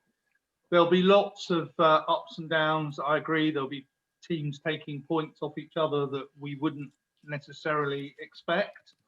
I think Leeds will continue to do damage against, some of the top teams. Villa will continue to do damage as they did against Liverpool earlier on in the season. So looking at that, I mean, even if Liverpool were to win, so if you were to win, Man U were to win the next 3 games, that would put them on 42 points, halfway. No, the next 3 games, which would take you half of your fixture list. That would take you to 42 points. Double that, that's 84. So I'd say it's probably going to be under 84, definitely. And Sean just told you how I came up with my number. Yeah, but Sean, but you have to remember though, both Manchester's and Liverpool, they were set up. These teams are set up knowing that they're going to be playing in Europe compared to, Villas and stuff like that. So they already have their thoroughbreds going right now. So these teams are set up to play more than, 38 I'm gonna games. throw some props to Villa too. Villa just won't go away. Yeah, agree. Yeah. And by the way, nobody Martinez, pointed out the man. loser of this. Still wouldn't pay more than a pack of peanuts for Jack Grealish. Nobody I did nothing pointed for you out guys. Sheffield Points here. as a loser. All right, Mike, although I'm they gonna didn't get give any you my it's gonna go over 84 points, and I'm gonna tell you the number of points it's gonna be. It's gonna be 96 points. Liverpool win. All right. And just let you know, I am writing this down right here in the corner. So if you guys, I mean, when Liverpool first drop a point, then you can text me and say you were wrong. But Liverpool won't drop a point for the rest of the season. I promise you that. This season. All right. and this is being recorded, right? I want to win Oh, so yeah. badly. This is gonna be on now. YouTube tomorrow. I Hey, mean, look, I don't care if I'm just another delusional Liverpool fan. But if I'm right, that's bragging rights for days. They're not. You're right. You should have got. I'll give that to you. Yeah. Oh yeah. Not 1 point lost. I'll give it to you. Not Yo, if- 1 point loss, and if they don't win, if they go 96 and they don't drop another point, full credit. Go for it. Will you be a Liverpool fan for a year? Fuck no. No, because not off That of just that. tells me that you think there's a chance. That they'll drop points? There's no way. No, that they'll No way. go. That they'll run the table. No, I don't think there's a chance. Wait, so what you're saying is, wow, I don't ever want to put myself. You don't want to put yourself in that No, position. no. I'll meet you in the middle. If Liverpool don't drop another point, the last show after they win, I'll come on and I'll do the whole entire podcast in a Liverpool hat, scarf, and shirt. Okay. So you just have to give them to me. Okay. I'll give you the Arsene Wenger book. No, I will do. I will do. If they don't drop another point, I'll do the pod, and I will turn naked. You'll do the pod naked. No, I'll do it in a Liverpool. I will do it in a Liverpool hat. Hey, I'm the producer. Scarf. I'll turn his camera off. I'll do it in you give me the jerseys, I'll put them on behind me. I'll do it in a hat, scarf, shirt, the full thing. I'm not going full kit. You're safe. You're safe. They're gonna lose. I'm just not doing a full year of rooting for Liverpool because that's just hard. So last but not least, well, I'm last but not least. Matt, over under 84 points. Like I don't even need to speak long. Like G and Stead had mine. I think 86 is going to win it. I think the team that's second will have 84. Like I think that'll be I think it's going to be different. 86, 84. Yeah. So I think COVID is so we now know that it's not going to be 86 because Matt just made a prediction. Yeah, that's right. That's right. Yeah, I'm still going. But because I went over, it also means Will's wrong, so it's a win-win. So you're welcome. Yeah, so I'm going 83. So the last topic that I want to put up for discussion is this. We have gone through a season where, and Mike, again, you brought this up. The ebbs and flows, the bubbles rising. You know, we talked about at the beginning of the season, Ole Gunnar Solskjaer out. He was a half away. If I had asked, and I did, our last show, Arteta, one game from being fired. Now we have the discussion about Lampard. Is he in? Is he out? Can anybody think of a coach that is on? Anybody want to talk about it? Either a coach that's on the hot seat that shouldn't be, or a coach that's not on the hot seat who should be? Will, your hand goes up like this is class immediately. We don't need to do that. We're grown adults, and a bunch of us are teachers. So raised hands give us shots. He doesn't want anyone to take his answer. You know. Yeah, but I mean, there's only one person that you can say. If you why say Jurgen fired yet, if you say, okay. There's only one person you can say why haven't they been fired yet, and it's Chris Wilder. Yeah, Chris Wilder definitely. He's gotten 2 points. That's what I was thinking. Chris Wilder. There's only one person that I think we all had his name in our heads. You got a feel for Sheffield, though. If you don't.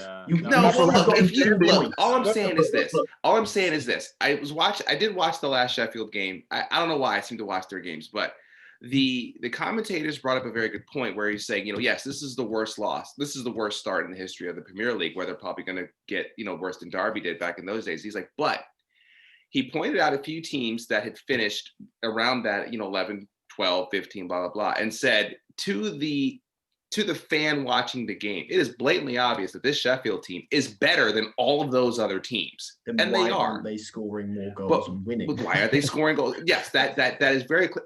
And you're looking at this team going, they're in the right positions to be able to get effective shots on goal.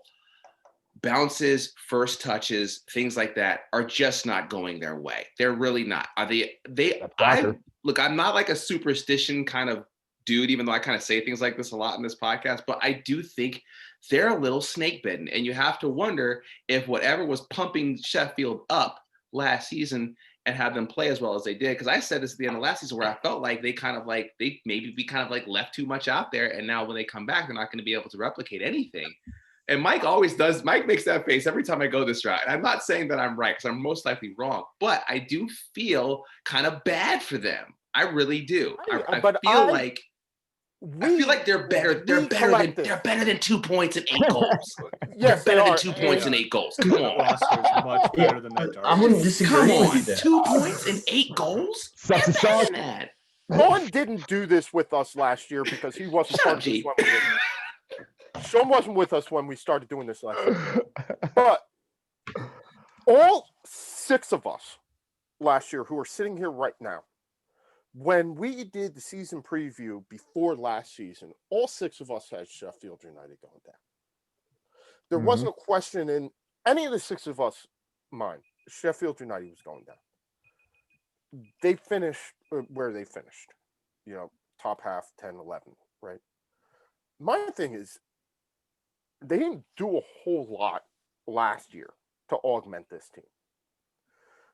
Chris Wilder punched well above his weight class with the team. He was Little Mac and Mike Tyson's punch out, man. Yeah, COVID, the whole nine. I think the reason why he's not on the hot seat necessarily is because they have accomplished what they wanted, right? They got it. Yeah, Premier League is nice. I think they got it. They got their season. Take the parachute payment, regroup, come back. Let's try it again next year. Derby, I don't think Derby actually fired their manager during that season. You fire a manager when you think that you have a right to stay up. Let him go down with the ship. Let him bring him back.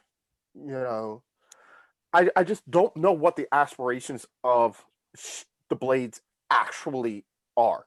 And I would say that based on the evidence of what I've got before last season when they came into we're going to see what we can do, and that's going to be good enough. It's not like a Leeds or somebody who's like, yo, we are here to play. We are here to compete. We are here to stay type of thing with Leeds, Wolves when they came up. Leicester now. I am not surprised. I think we can all say, yes, Chris Wilder should be fired. In my mind, I can understand why he hasn't yet. And to be honest, if you're going to fire him, you'd have done it already. So they should have. And they should have brought in a coach who would take that team and go, I have a lot of parts here. I can put something together. They should have pulled a West Brom before West Brom did. And get Big Sam and paid off Big Sam to come in? Yes, because Big Sam right now looks terrible at West Brom. He looks like he has no idea what he's doing. But that West Brom squad, I don't think that they're close to as talented as Sheffield. That's just my opinion. All right, Coach Matt, who you got? Okay, it is tough because I actually really like him. But like Nuno Espirito Santo, he's on my list too. Yeah, that was on my list too. Yeah, Wolves are really bad. Like they actually have the worst form of anyone in the PL other than maybe Chelsea. They were up 3-1 at halftime against Brighton and came back in a lot of draw. They have a -6 goal difference. They've conceded 24 goals. I mean, it's the same as us, and we have a terrible leaky defense. They're just not good. I watched them. I've watched them several times, and they're just. I mean, even against us, they were hanging on, but they didn't create anything. There was no point in the games where I was like, I'm not. You say we have. I'm not.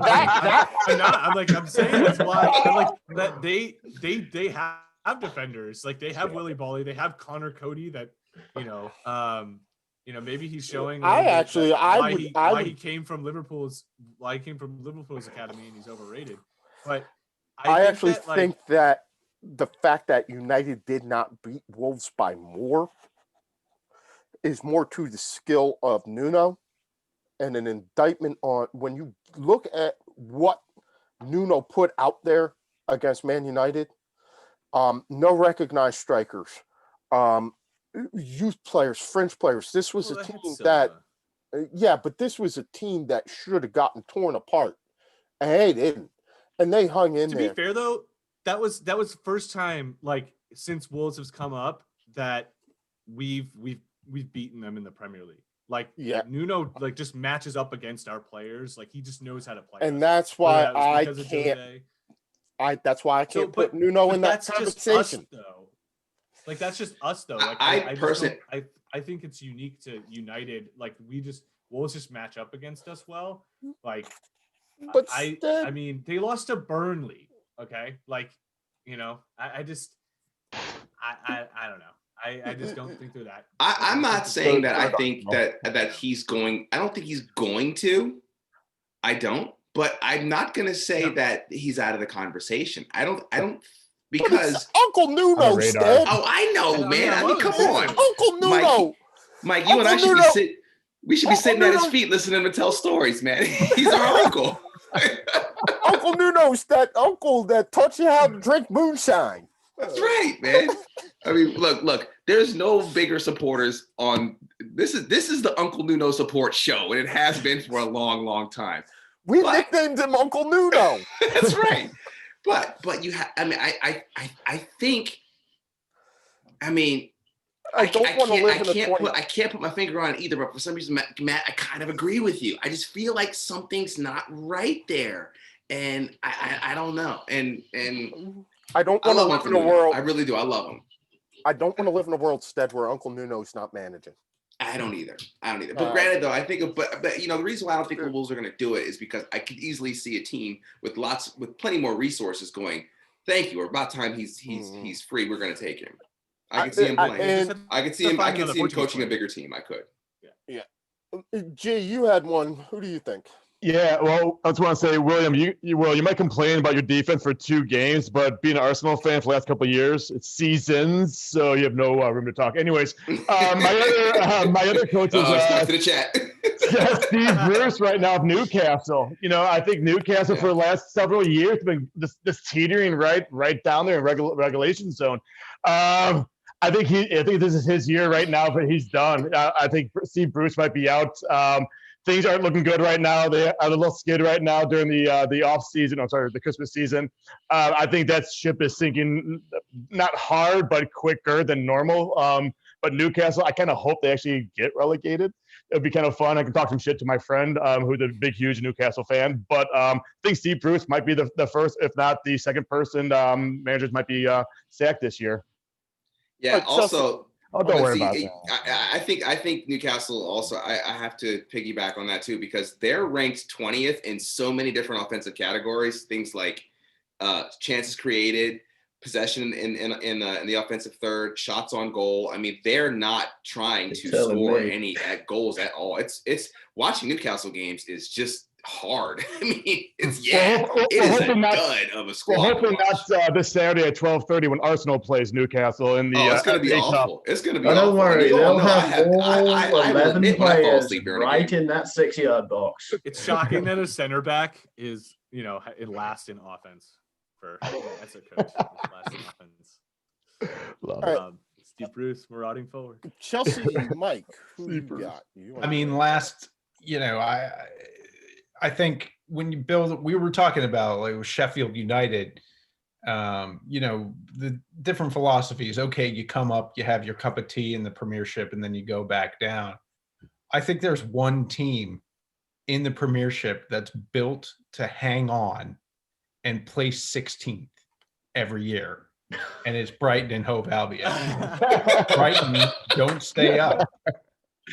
Then Graham Potter is going to get fired. You have built a team, and look at the results: draw, loss.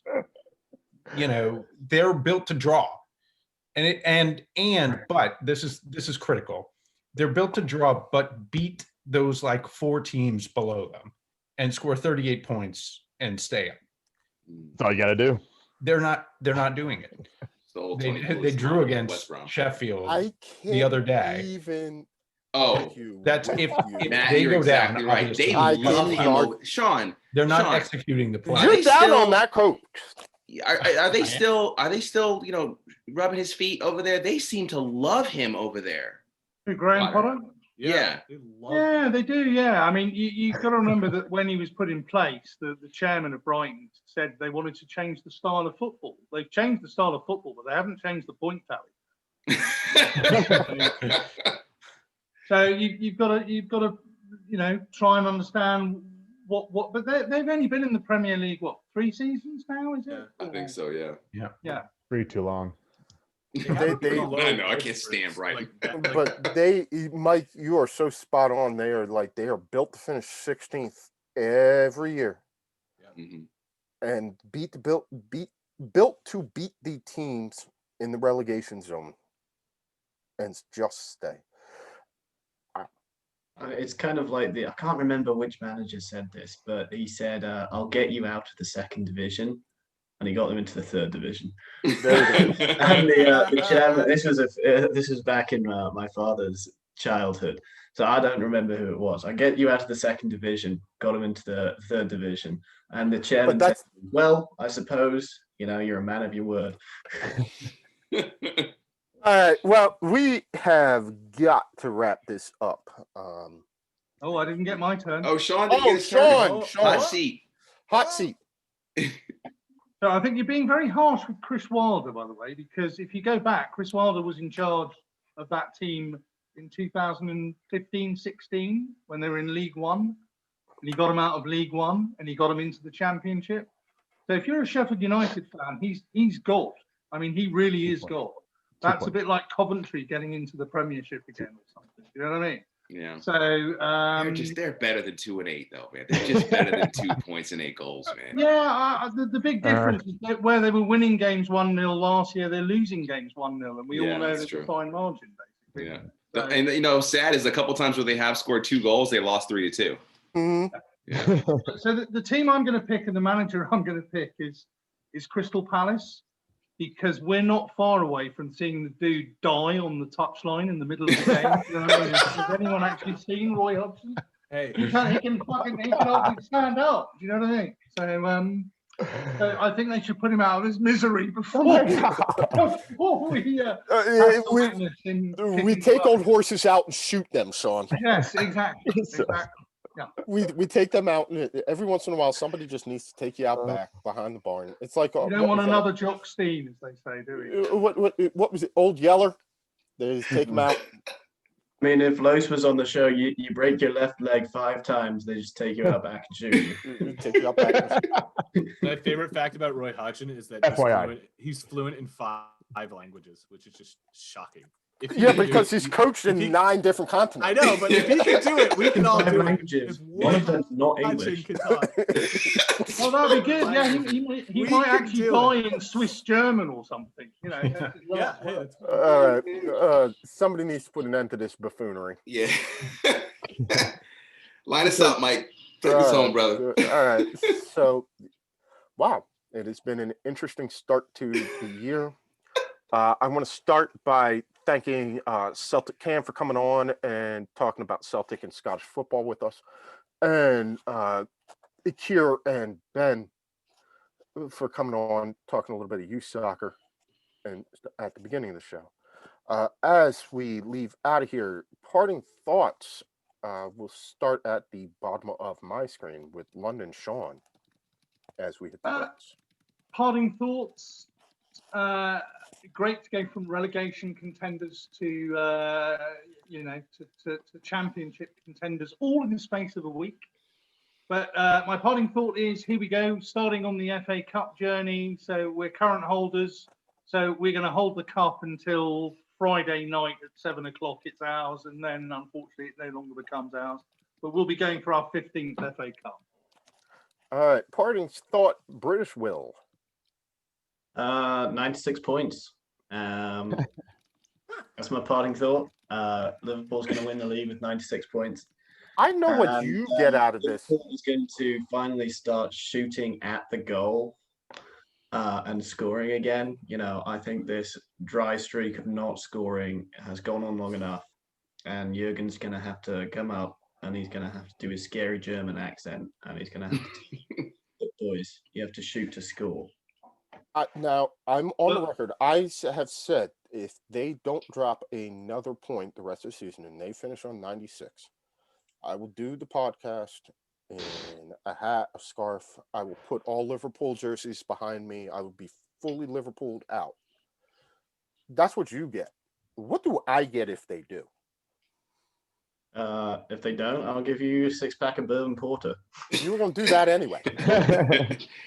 After you drop mine off, but what if United win the Prem? No. I just want to know what I'm getting if they drop points.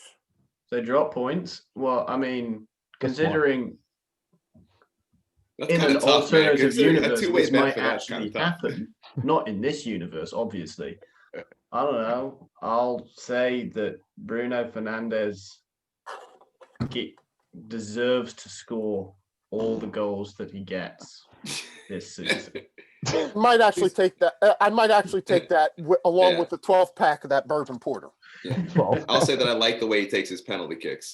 Yeah, you will acknowledge the greatness of Bruno Fernandes and a 12 pack of bourbon porter, and we'll call it even. All right. So we are on record. The terms have been set. Coach G, parting thoughts as we go out. Yeah, talking about the FA Cup, I'm going to be a big, huge fan. I got to look up this. I got to clear my eyes up. Is it Marine versus Tottenham? And Marine is the 8th tier. And I hope they actually beat Tottenham. It'd be phenomenal. That would actually just make my whole weekend. So, for Arsenal Cup, for the FA Cup, yeah, definitely Arsenal versus Newcastle, 12:30 on Saturday. So hopefully I get to watch it. But whoever this Marine team is, I'm a huge fan of them, and go Marine. Yeah, I'll be shocked if they actually field enough players to actually play them. Agree. Chelsea, Mike, go for it. Pretty much if we lose to Morecambe in the FA Cup, Frank's got to go. Otherwise, stay the course. The bubble sank. It'll rise back up. Coach Matt. Mine's going to be completely random. I'm going to leave you if you want to say anything about United, Mike. But I just want to give a shout out to my cousin's dad. Well, he's cousin by marriage, but my cousin's dad coaches one of the top level teams in Bolivia. They're called Guabira, and they beat the strongest after going down 2-0. They're the strongest are the biggest team in Bolivia. And Guabira is this tiny little team. They came back. They were losing 2-0 at halftime, and they came back and won 3-2. And it was a huge thing, very big thing for the small little town there. And the team, is safely in the top division. So props to them, and hopefully they continue to do well. So keep living the dream over there. This is going to sound like the most obnoxious racist thing ever, but I'm trying to be legit. If he speaks English, can we get him on? And the only reason I asked that, because Spanish, guys. And that's the problem. I know it would be awesome, but I don't. The cousin used to play professionally too, and the cousin lives in Barcelona, and his little son is now on I think he's with Espanyol, the team there. I think he's in their academy, but yeah, they only speak Spanish, because I thought about the same thing too, and it's too hard. So sorry, boys. Hey, Stead, what do you call somebody who speaks 3 languages? Cunnilingus. Trilingual. Yeah. What do you call somebody who speaks 2 languages? Bilingual. Okay, what do you call somebody who only speaks 1 language? An American. An American. Yeah. All right, Stead, parting shots. I'm actually going to get a little serious here. I often point out when players are mistreated by fans, and especially when it comes to racial abuse online or at the stadiums. But I do think the FA needs to pay a little bit closer attention to this Edson Cavani situation. I do think that there needs to be some cultural understanding, and the way Edson Cavani has handled himself in this whole situation, I applaud it. I'm not going to act like I'm fully familiar with all the ins and outs of what occurred, but seeing as how the FA at Uruguay put out a very, very terse letter to the English FA, which was something that you just don't see happen, I think that garners the FA to, as a couple of our buddies say, is to pull their head out of their rear end and take another look at this situation and make sure you are not painting yourself in a corner, whereas you claim to be for something, but in your actions of doing that, you're actually going against what you claim to believe. So I just think it should be looked at again. And so I know the FA listens to this show all the time, and they've heard all of my complaints about this situation in general. But if they ever did, I would hope that would get resolved in a more fair way. But I will say this: Edson Cavani is only going to miss 1 Premier League game anyway, so it's not going to be the end of the world for Manchester United. But I feel like he's done well this season, and he deserves, and the way he handled himself, I think he deserves a real conversation about it. I'm gonna channel my inner Aaron Rodgers. RELAX. Relax. the great thing about this season has been how topsy-turvy it is, with, you know, teams rising, teams falling. And I think if we can all step back and just sit back and appreciate parity for what it is and how competitive, it'll be fun. The problem is when it's your team in the midst of it, all that angst, anxiety, and things builds up. The funny thing is, seven of us have now been through it at some point in time this season where our team's either on top of the world or we're just looking for a hole to crawl in. I can only hope that the rest of the season keeps up. COVID has been a beast and has wreaked havoc, and we really haven't talked about it as much as I thought we were on this show, but I decided against it simply because I'm absolutely tired of discussing COVID and restrictions. And I thought that we could do something a little bit more fun and enjoyable with the time that we had together.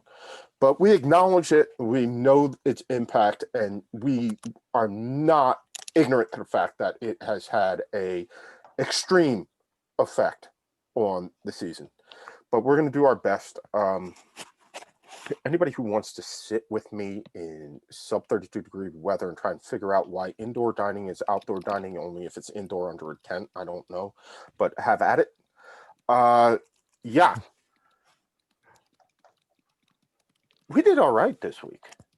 Like, I'm not even going to say that we did as bad as we normally do, but we did all right this week. We'll try and do better next week. So for Ben and Kier, for Celtic Cam, Chelsea Mike, British Will, Coach G, London Sean, Coach Matt, and Stead, I'm Mike. This has been the Two Guys Soccer Show. Try and do better next week.